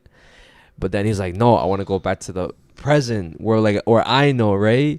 And then like he ends up switching the machine, and he ends up breaking it. Then he ends up going to this world that's like just, it's like liminal spaces. It's literally just white with like fucking like some like colors on the ceiling and on the floor. And then like, do you remember that one scene whenever he's like, oh, I'm finally alone, like, or something like that? Yeah, echoes a little bit, right? So that scene used to creep me out because like it's just the feeling of nobody's there. You got what you wanted, but like at what cost? And like who's really saying those words? Alone. Like again, let me know if you have that feeling, because whenever I watch it, I still kind of feel that feeling of like, oh, like it makes me feel weird. Yeah. And again, like I feel like they unintentionally made like a scary episode without knowing it. Yeah. It's like one of those creepy, weird. And like if you try to break it down, maybe you could think of it a different way. Some people say it's like the representation of hell? No, not hell, of what's that? What's the in between? Oh, purgatory. Like that he actually died and he's in purgatory. Or some people say it's the representation of nihilism. But you can let me know what you think about it. Like, and in the end, there's nothing to. Yeah. Loser.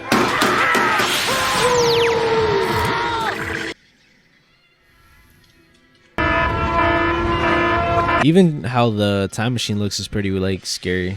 A little weird, right? Yeah.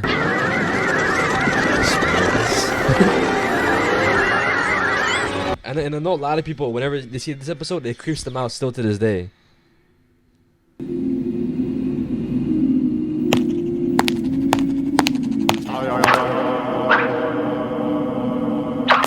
It's literally Backrooms vibes. He's not here. No more SpongeBob. I may finally have found a place where I can be all alone.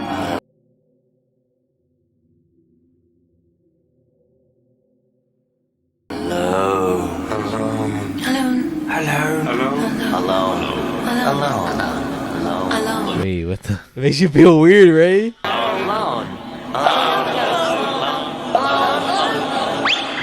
gotta get out of here.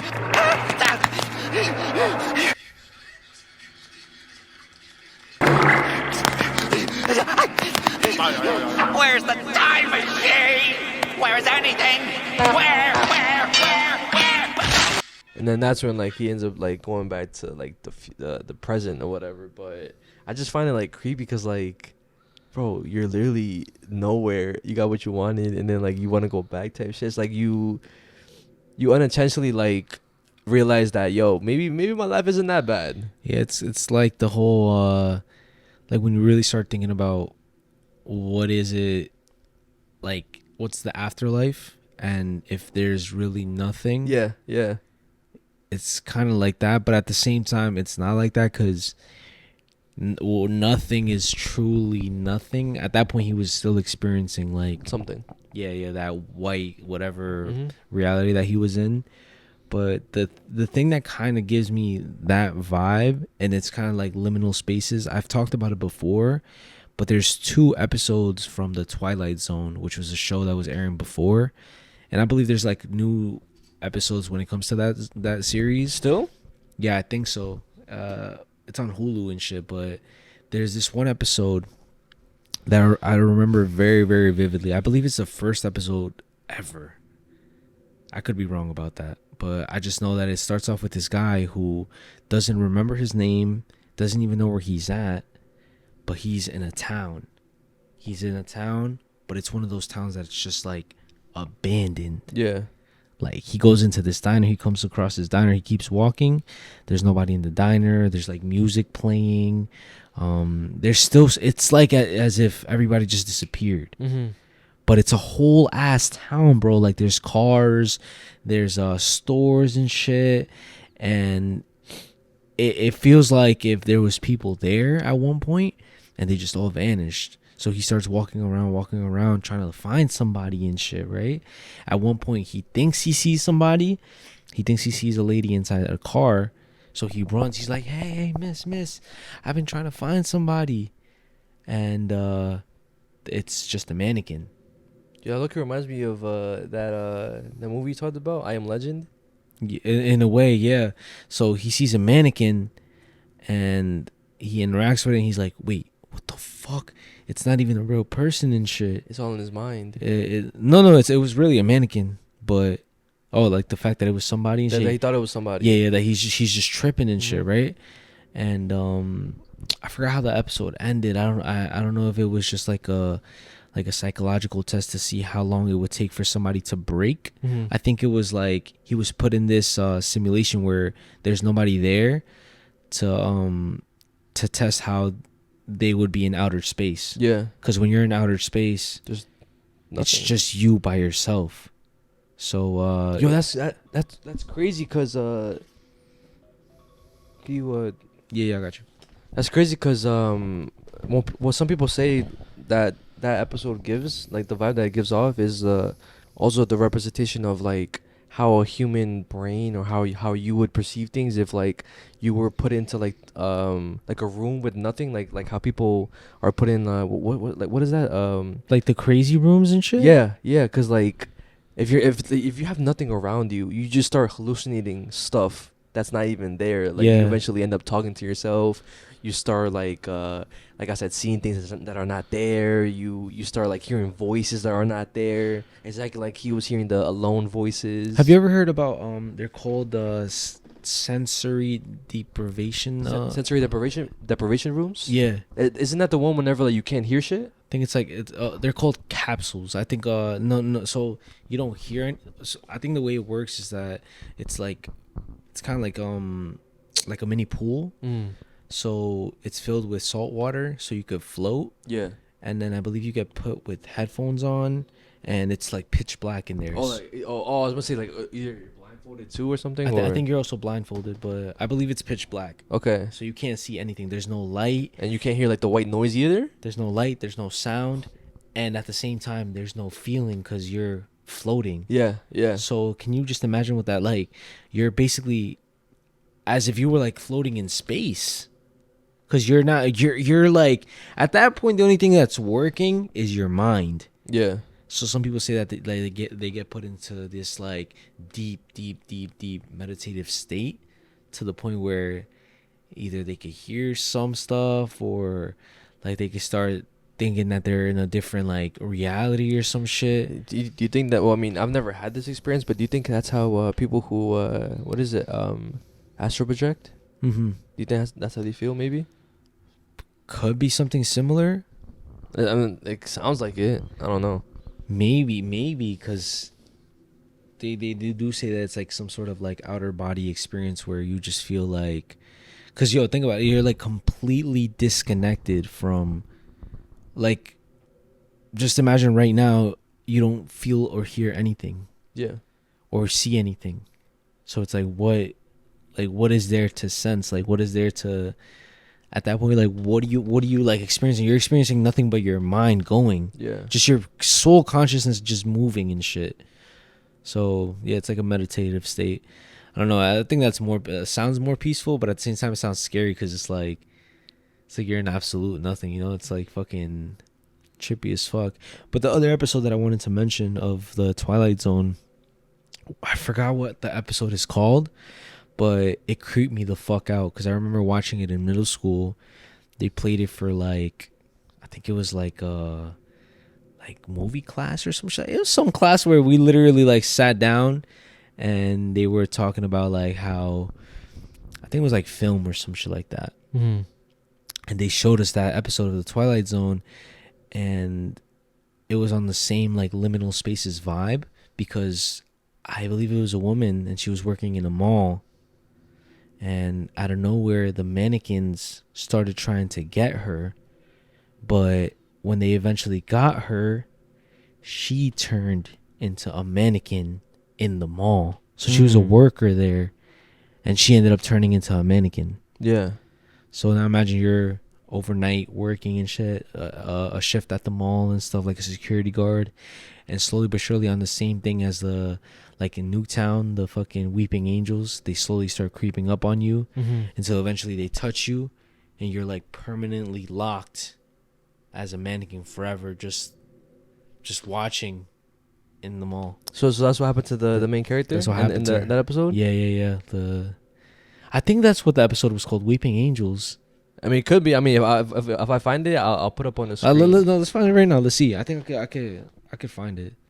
The After Hours. That's what it's called. Yo, this is crazy.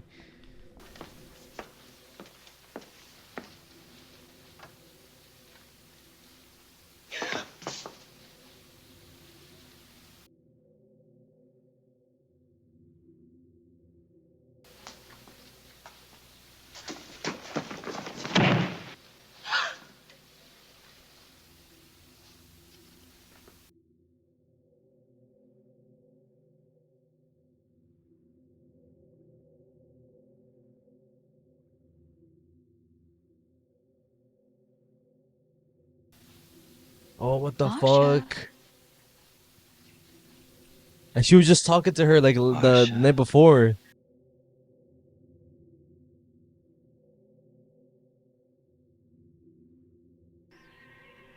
Wait, look. Who do you think you're fooling, Marcia? Come on.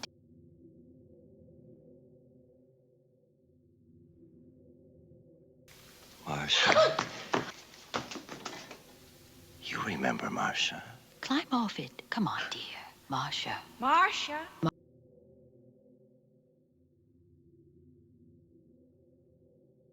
Remember Marcia? Marcia. Marcia. Marcia.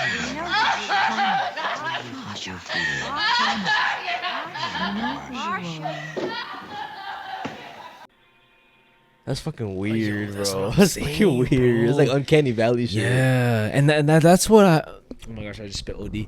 But that's what I feel like what the whole like concept of the Backrooms is, like this like uncanny feeling. Yeah, like this like you just don't understand, fully grasp the concept of this space where there's like nothing but something at the same time That makes you feel uncomfortable. that makes you feel hella uncomfortable but familiar. Yeah. So it's like is it a safe space or is it unsafe? I think it's unsafe. I think it's unsafe feeling. The us feeling safe is just like tricking us, right? Yes, because like it feels comfortable, but in reality it's not. But yo, guys, let me know if you guys remember that episode or remember feeling like weird whenever you watched it. Because in my opinion, it's definitely like the original. This is my version of the Backrooms, my childhood Backrooms. Because again, I remember feeling like I remember watching it as a kid. I'm like, yo, why do I feel this way? Like I don't understand that feeling. And now growing up, I know it's like a uncanny, like I guess maybe sometimes like a sense of dread type of feeling. Because I don't know why like it made me feel that way. I feel like what it started for me like was nostalgia. That's what As of recently, like just in general, like I think that's what the Backrooms is kind of like. Whenever you think of the Backrooms, it makes you think of nostalgia. Yeah, because whenever I would see clips on like social media and shit, this liminal space brings you some sort of like, I've been here before. You know what also gives people that feeling, liminal space, that I didn't know about? Like songs, like specific songs, it makes them feel that way. I could see that. Like 100%. like you know the song from El Chavo del Ocho. Oh, the main theme. Ding, ding, ding, ding, It makes people feel ding, weird. ding. Like it gives them that liminal space vibe for them. I'm trying to think of another song that like makes you feel weird.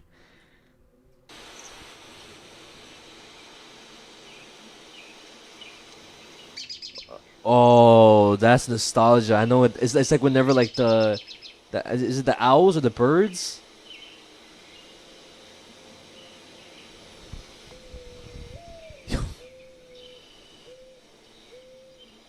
That brings me back to like fucking like middle school, bro. Elementary school, middle school. Yeah. The next thing I'm gonna talk about is it's kind of like on the same type of vibe that we're on right now. Like liminal spaces or like eerie, creepypasta type of stuff, you know. Okay. Not really real, but at the same time it was real. So, have you ever heard about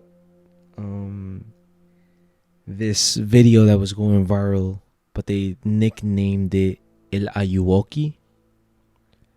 I sounds familiar. So this was like very popular in like Mexico, Latin America.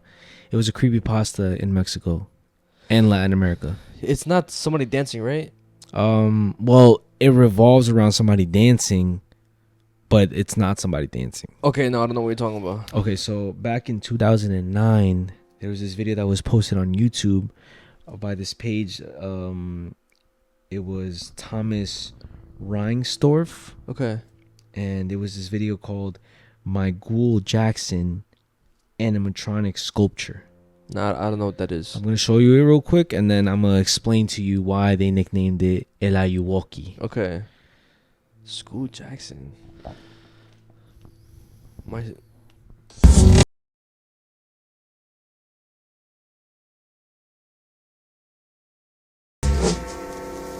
Well, I just seen a screenshot of it, but I never seen the actual video.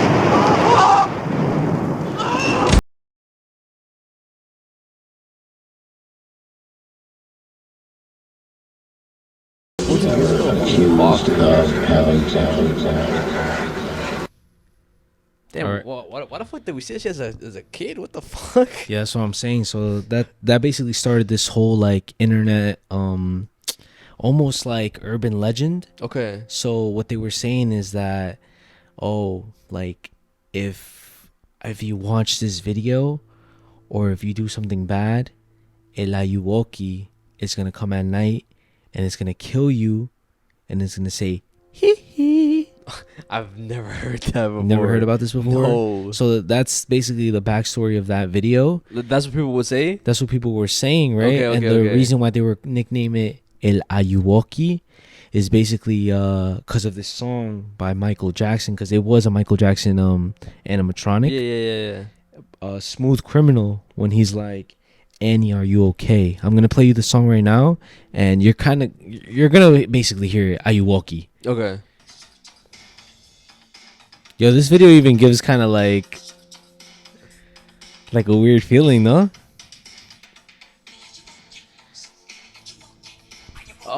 Okay, yeah, I hear it. So it's like the mispronunciation of that. Yeah, it was the mispronunciation of that, and yeah, it was just that weird video. Now imagine seeing that video late at night, not understanding the concept of this shit. You're just seeing this like weird animatronic, almost like dead / alive, because it is moving, so looking animatronic, and you're just like fucking terrified, and you're a kid, so people are telling you, yo, this is gonna come late at night. It's like those old posts, if you don't like this post right now, if you don't share this post, this is gonna come to you at night, or you're this cursed, or someone's gonna die. Exactly. So yeah, that's definitely like old horror. Like I guess you could say like middle school horror type thing, but like I remember like being sent a bunch of I guess cursed images, cursed videos, and like they always say like you have to share this shit. Like did you get that text last night? Like did you share it?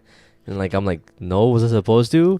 And like everybody would start freaking out, and then I was like, oh fuck, like all right, I'll share it just to make sure. But yeah, I would always make sure to share that shit. This is literally tied to everything though, because if you think about it, like during that era is what sparked like the whole analog horror stuff after that. Yeah. Because they would use like pictures and shit from this era, like that picture. Because I've seen that picture a lot. Yeah, me too.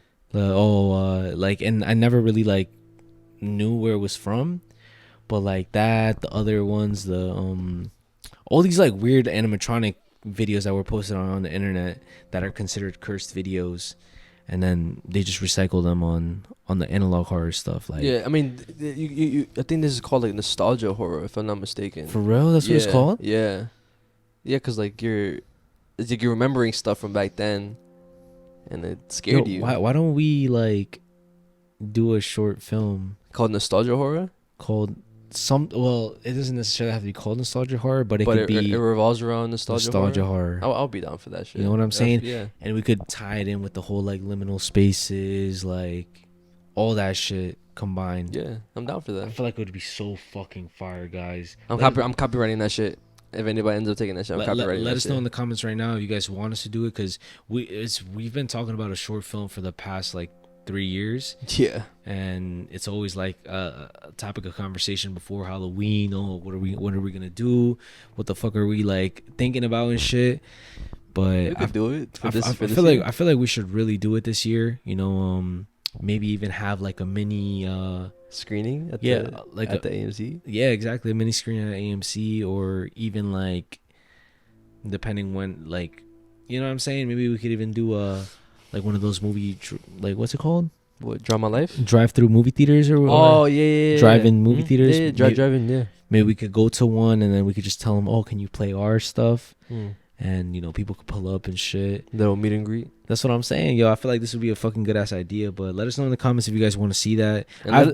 I'm sorry, I've been dying to be on some creative shit. I wanna be on some creative shit and just put something together where we're like, we watch and we're like, we put the shit together. You know what I mean? And let us know if you ever seen that video before, or like ever seen that picture before, or like maybe you dreamt about it, like you were scared again, you were gonna get cursed. And comment down Ayuwoki. If you don't, it's gonna pop up and say, This the next thing I want to talk about, right? So like we were also talking about the Backrooms earlier, and I do want to show you I guess one of like the scariest videos from King Pixel's is a Backroom series. Okay. But a little bit like I guess trying to like understand, like break down like what you didn't understand. So like in the movie, the Backrooms, they're created by a company named Async. And the reason why they created it was because they wanted to like make more space for storage, to like put like I guess furniture or anything that they needed. But not knowing that whenever they created it, it created like monsters, and it created like no zones, meaning like the things where like people no clip out of nowhere, like anywhere in the world, that's a no zone, right? And so it's like ways of entering into the back rooms, but like unknowingly though. Those are people like that no clip.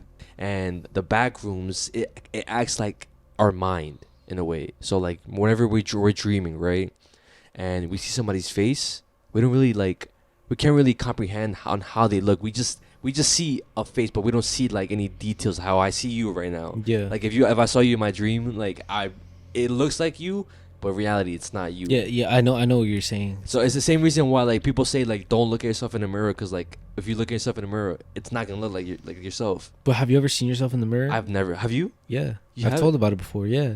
Did you look at yourself, or was it like fucked up? It was different times. So this one time I looked at myself in the mirror and I was naked. I was naked, but I was like really, really in shape, but like really, really dark. Like I'm talking about like on some like burnt? Like when I'm in the sun for too long. Oh, okay. Like really, really, really, really tan. But I remember seeing myself and I was like, I mean, it wasn't scary or anything. It kind of felt like good a little bit. But this other time I saw myself and I was like kind of like scary looking, bro. Like almost like a monster and shit. Wait, actually, I lied. Because I talked about this dream before. The times whenever like I dreamt about my like teeth falling out. Oh, you were looking at yourself in the mirror? I was looking at myself in the mirror and like I saw my teeth and like how like loose they were? Loose and like disgusting and like weird it looked. So that time that's the only time I remember looking at myself in the mirror. Holy shit, But again, the Backrooms, it acts as like a dream state where the people inside the Backrooms aren't like, they're like distorted. Yeah. So it's like the Backrooms are remembering all the people that either entered the Backrooms. Yeah, entered the Backrooms, and I guess maybe they were able to escape, or maybe it's just remembering what the people who enter the Backrooms are remembering. That's why the main character in the movie, he saw his wife, the redhead woman, and like her face was like fucked up and shit. Yeah. And how like why the monster was it looked like the main character, because it was remembering, I guess, that violent self, that violent version of himself, and that's why it looked like him or whatever. But, you know what people are saying though? What?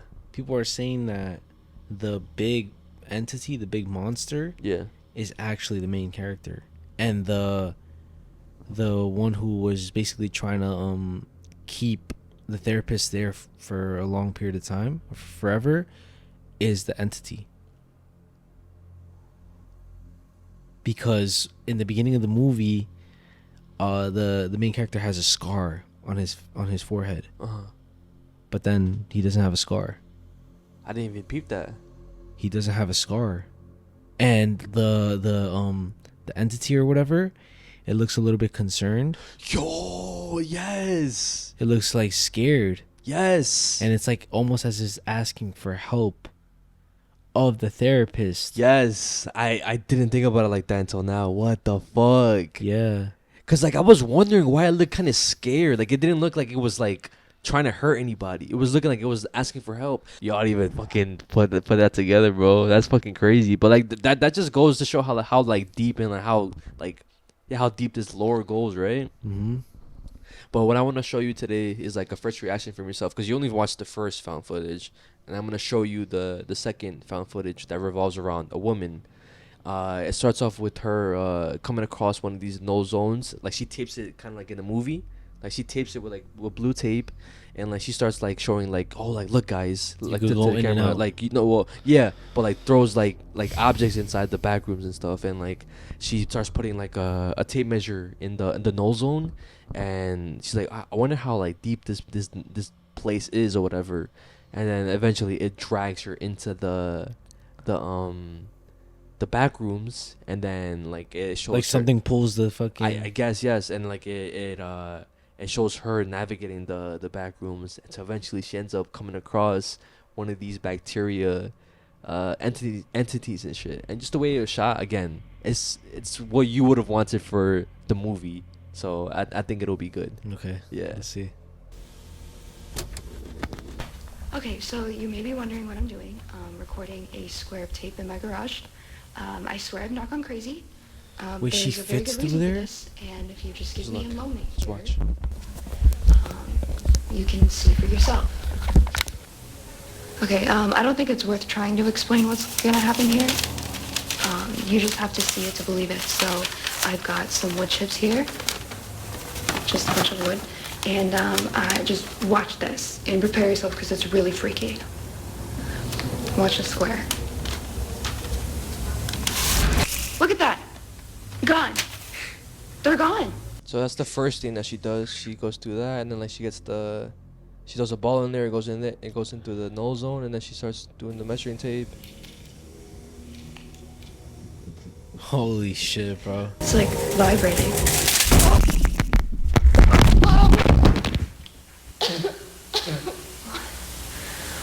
What just happened? Oh my gosh. Like imagine. Yeah. Imagine myself being in this situation, bro. No, me either, bro.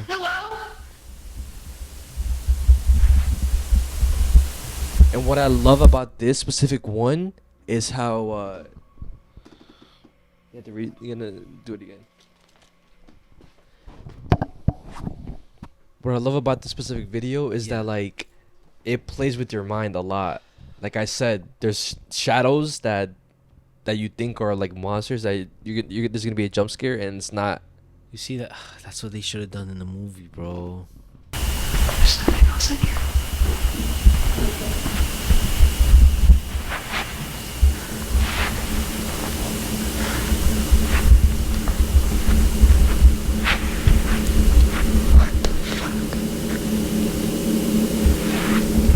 Hello?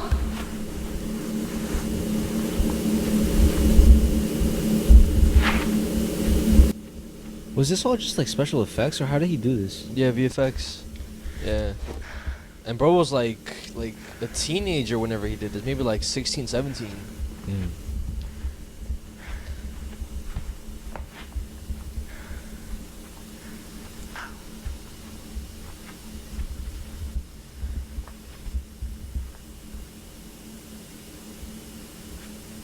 See what I'm talking about? Yeah. What the hell?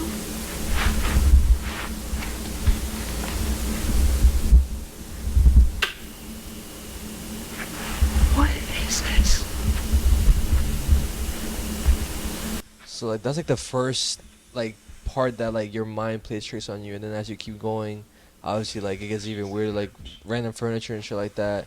And again, that there is an explanation for that too. Like the company that made the Backrooms, they started putting furniture and all that stuff in there because they eventually wanted like to expand humanity into the Backrooms. But like then they discovered like they were monsters, and it was like, yo, there's a lot of stuff that we don't even know about this shit, so like it's not safe for the public type shit.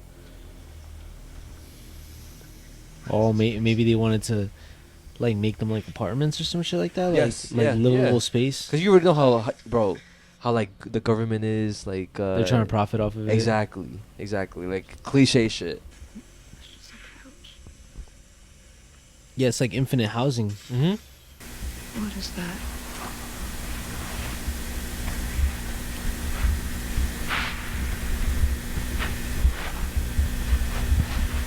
Go further. Paper?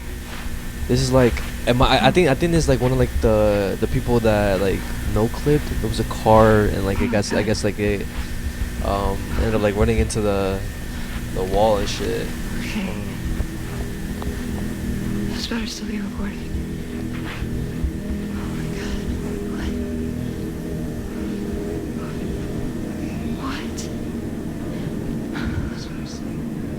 How is this better than the movie? Huh? I don't know, bro.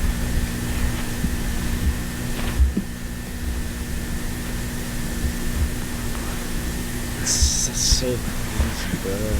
This looks more normal. Hello?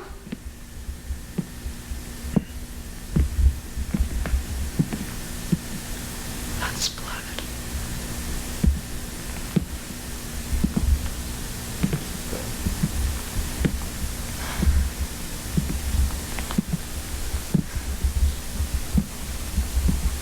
Hello? Is there someone in here? First off, would you follow the blood? Fuck no. Do you need help? Why would you even follow the blood? Like,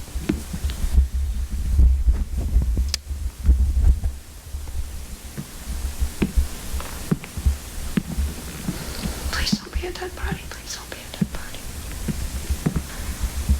Hello?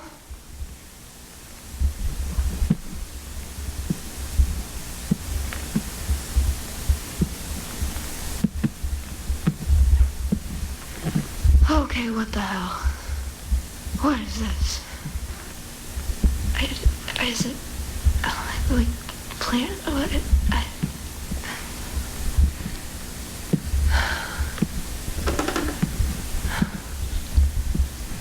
Who's that?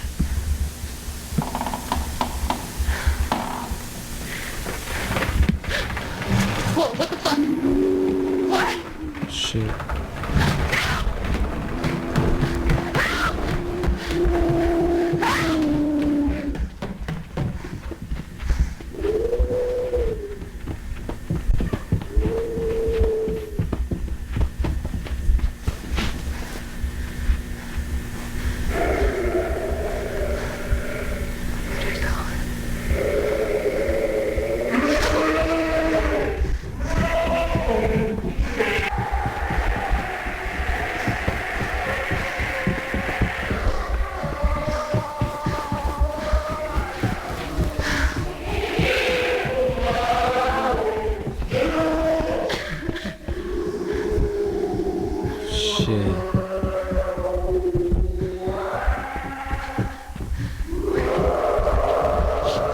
Oh my gosh, bro.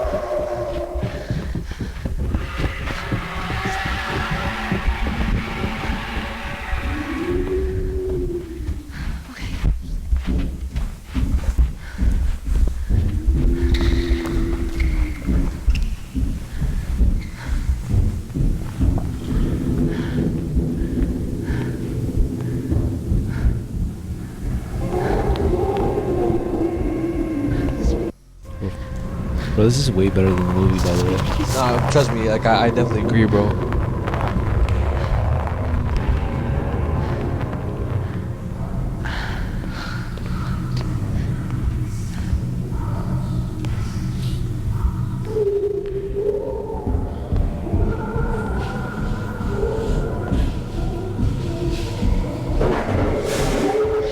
Oh shit.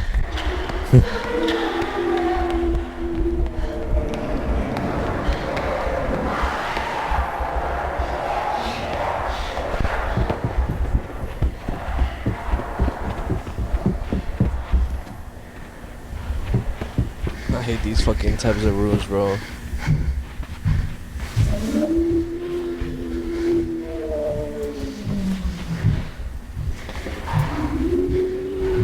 Oh my.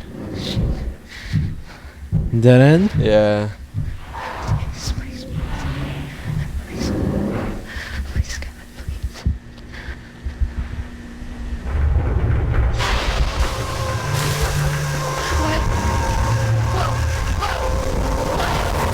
What is that? It's most likely explaining like the next like episode of the series and shit, but it just ends like that.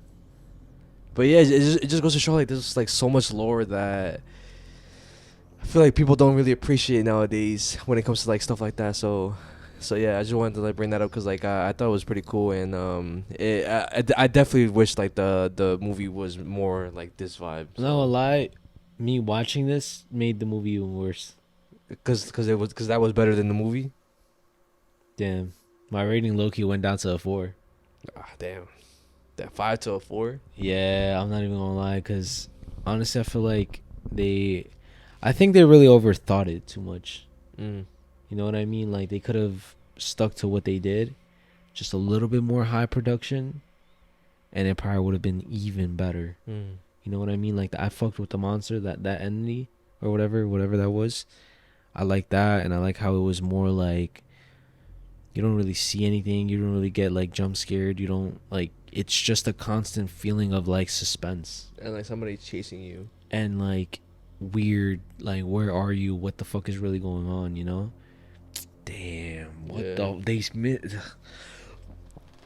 again, motherfuckers are gonna be like, yo, they did do that, whatever, it was a good movie, but trust when I say that it could have been way better. Yeah, of course. Way better.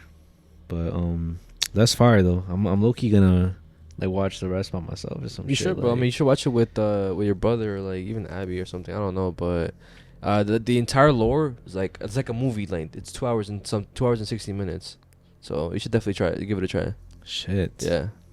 Let's move on to my next and final topic. This one is more on the scary side of stuff.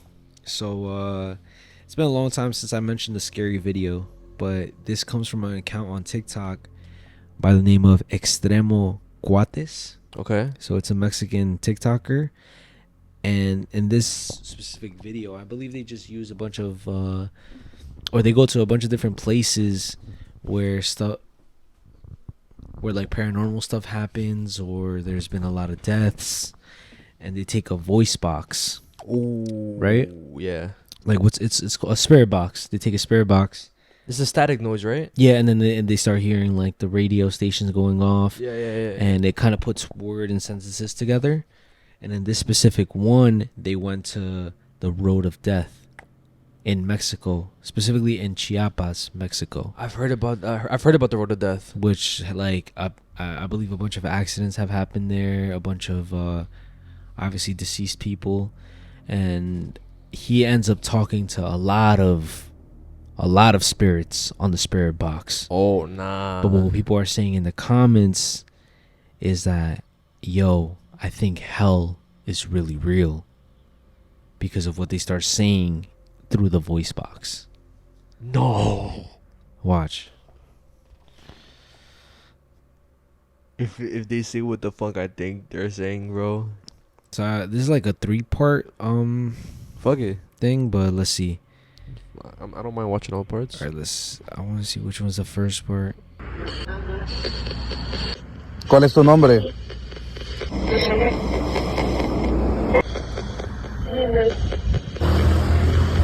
¿Me puedes repetir tu nombre? Sí.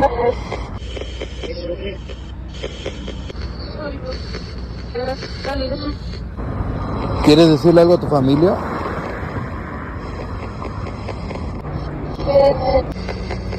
¿Tienes hijos?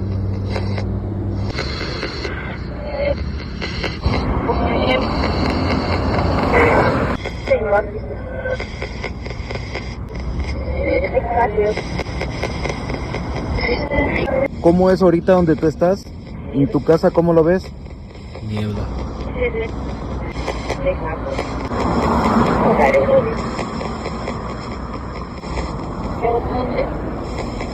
¿Tienes hambre?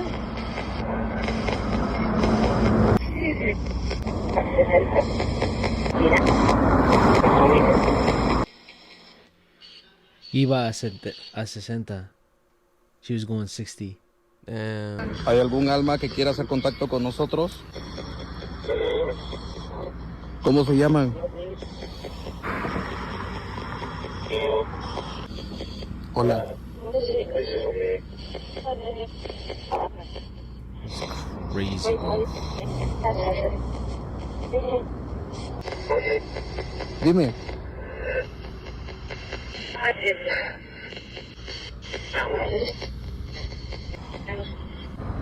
¿Quieres decirle algo a tu familia?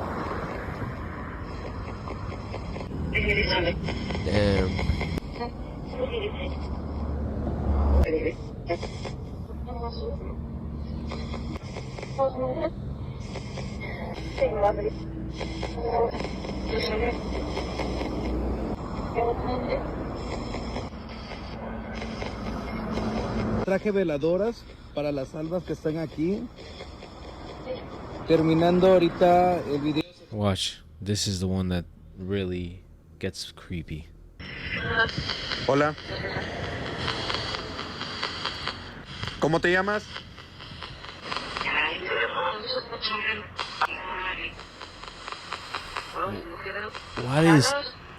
Why does he say it like that? Carlos. Hola, Carlos. ¿Quién más está aquí? David. ¿Quién más está acá?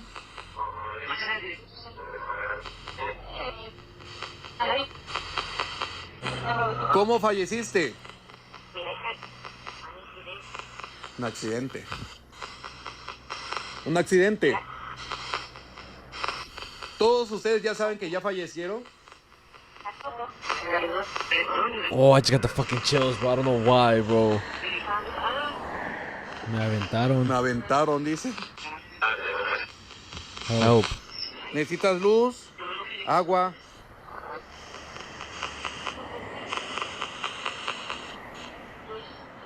Luz. ¿Cuántos son?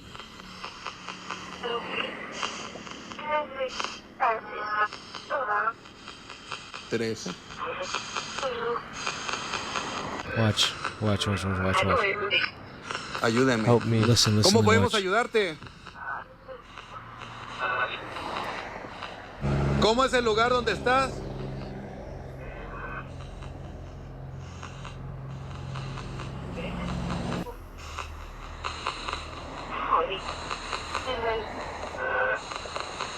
Horrible.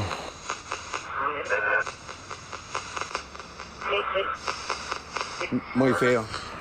Horrible. Feo otra vez. Agua, ¿necesitas agua? Un rosario. Yo, that, and they keep saying, "Give me light, bro." Why would they say, "Give me light"? They keep mentioning light. Help me. He said the place that they're staying is horrible.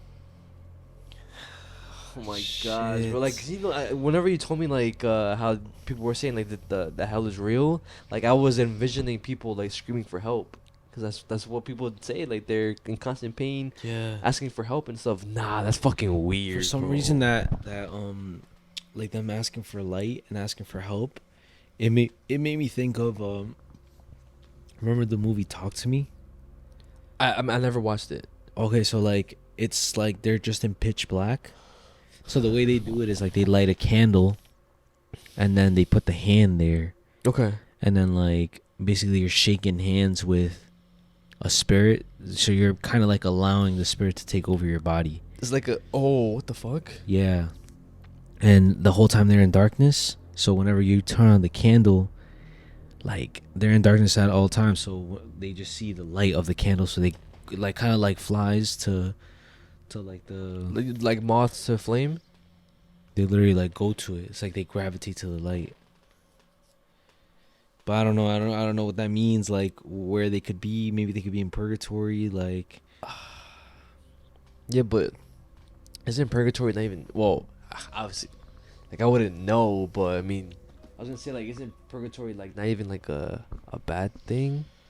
I mean, it's not a bad thing, but it's not a good thing either. Because you're like, and you're not in heaven or hell. You're like you're in literally limbo. Like you're in nothingness. But yeah, guys, that does conclude episode 196. Hope you guys enjoyed. But before we do in the podcast, you already know, Patreon shoutouts and supporter shoutouts. Shout out to the Patreons: Angel Mejia, Pito Hediondo, Christian GG, Aunt Lonely Bands, K Loves Dro, Jackie 420,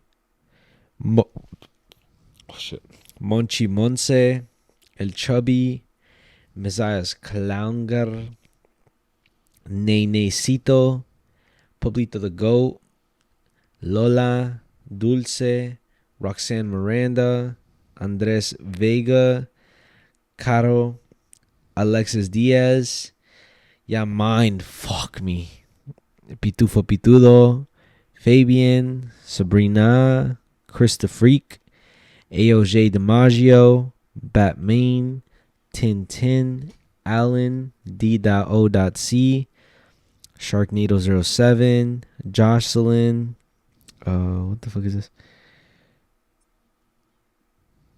Oh my god.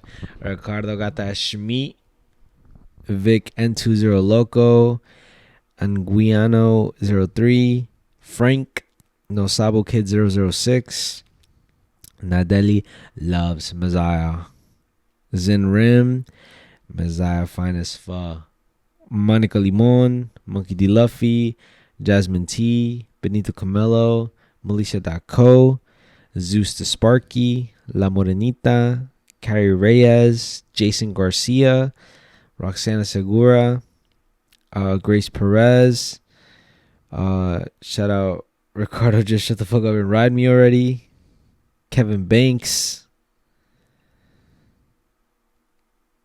Yair Torres, Mezziah got that gat, Yovi Santiago, 88 Falling, Arnulfo Mendez, Gustavo, Mando Beltran, Tita, Puro Pinche Clown Boys, Leslie with the pink hair, Chiquinita Lopez, De La Comes Toda, OMG Lupe, Anaí, Retardo Eden 3 Burgers is crazy, Jesus Chavez, Pascual Zuniga, Jose, Can You Feel It? Aguilera, Mezziah quit acting nonchalant during the PSOs. What is that? PSOs? The shoutouts? Jaime Rivera, Abel Mendoza, Jennifer Montalongo, and That Space Guy. We fucking love you guys. All right, shout out to the people over on YouTube. Shout out to Jay. Oh wait, Jay DiMaggio is a fucking He's a Patreon. Yeah. Hey yo, my boys, 5 more episodes till 200. Better make it big. That's a milestone. And thanks for reminding me how creepy it is. How creepy a school is at night while I work at a school at night by myself. Keep up the good work. Love ya. Puro pinche clambos for life. Unnoticed for life. Yo, GG's, bro. I don't know how you be doing that shit. Working at night at a school, you're cooked, buddy. Yo, sometimes security guards be having like the scariest jobs. Yo, any security guards, if you have any scary experiences, hit the DMs, guys. We need more supporter stories. Shout out to Oinkers16. You have grown so much from when I started watching. Y'all came up on my TikTok For You page one day, and I came across more clips until I finally looked y'all up on here, and have been hooked since. I usually go in and out of listening to podcasts, but this one just stuck with me. No breaks in between. I remember when there would be birds chirping in the background, Ricardo announcing he was having another baby, Mezziah making it a goal to start streaming. It's so cool to see the growth, and hope y'all keep growing more. Love you guys. All the love from Dallas, Texas. Shouts to you, Oinkers. You're one of the real ones. I remember seeing your comments like in the beginning too, so shout out to you. Shout out to Dallas. They're dead as OG. Oinkers, bro. Shout out to, this is the comment that you were talking about. Shout out to _Jordan Ram. Bro, why are you always lying, Ricardo? You know you didn't dream that restroom. On some real shit though, I love the show. Team George for life. Yo, I'll be having some like personal like haters on me and shit. But shout out to you, Jordan. Shout out Jordan and shit. I love you. Shout out to ARO-U9K. Why is something off guard always happening during that podcast? I don't know, bro. I do not know. But shout out to y'all. I enjoy watching y'all videos. I have my notifications turned on, so you already know. Shout out to you, my boy. Shout out to you, AR. Appreciate you, bro. Shout out AR-15. And then AR. I know. I'm just saying. Oh, shout out to TTR Wind. Damn, I gotta wait till next week for a new episode. I already finished this one. Y'all making me excited for the upcoming episodes. Well, shout out to you. I'm gonna say Trey Wind. Shout out to you, Trey Wind. Hope you enjoyed this episode. And like Ricardo talked about in the beginning, there are some like collabs not gonna go through, but we're still gonna pull through and try to make good episodes over there. And even like after that, like the guests that we have that aren't really like the biggest guests, but like they're well loved, I would say. Type shit. They bring good stories, and I feel like that's the best thing about like guests. Whenever they could like say like valid topics, talk about valid stories, even though they don't have a following, that doesn't necessarily matter. I think it's more about like what they've like seen and like heard of and experienced. Yeah, because I mean that's really what y'all give a fuck about. Like y'all care about the story. Y'all don't give a fuck like if someone has 1,000 followers, 1 follower, 100,000 followers. Yeah, just fuck with the stories. Which again, that's why I fuck with y'all. But it is gonna happen though eventually, guys. Trust, because we do have connections to a lot of content creators. You know what I'm saying? Like it's only a matter of time whenever we get them on the pod. You know, if everything aligns perfectly, it's gonna happen. You know what I'm saying? I'm calling it now. We're getting most of those collabs done in the next coming like years. I'm talking about like this year and next year. Most of the collabs that we want to do are probably going to be done already, so just expect those to happen. We're gonna have more collabs, and yeah, but I feel like right now this is just a test for us to continue growing by ourselves, because we've been doing really good by ourselves. No collabs, no nothing. So yeah, shout out to you guys. You guys are a big reason why we're continuing to grow, and we're still doing as good as we are, even though we haven't been as consistent as we should be. You live and you learn, and yeah, we're back on regular scheduled programming.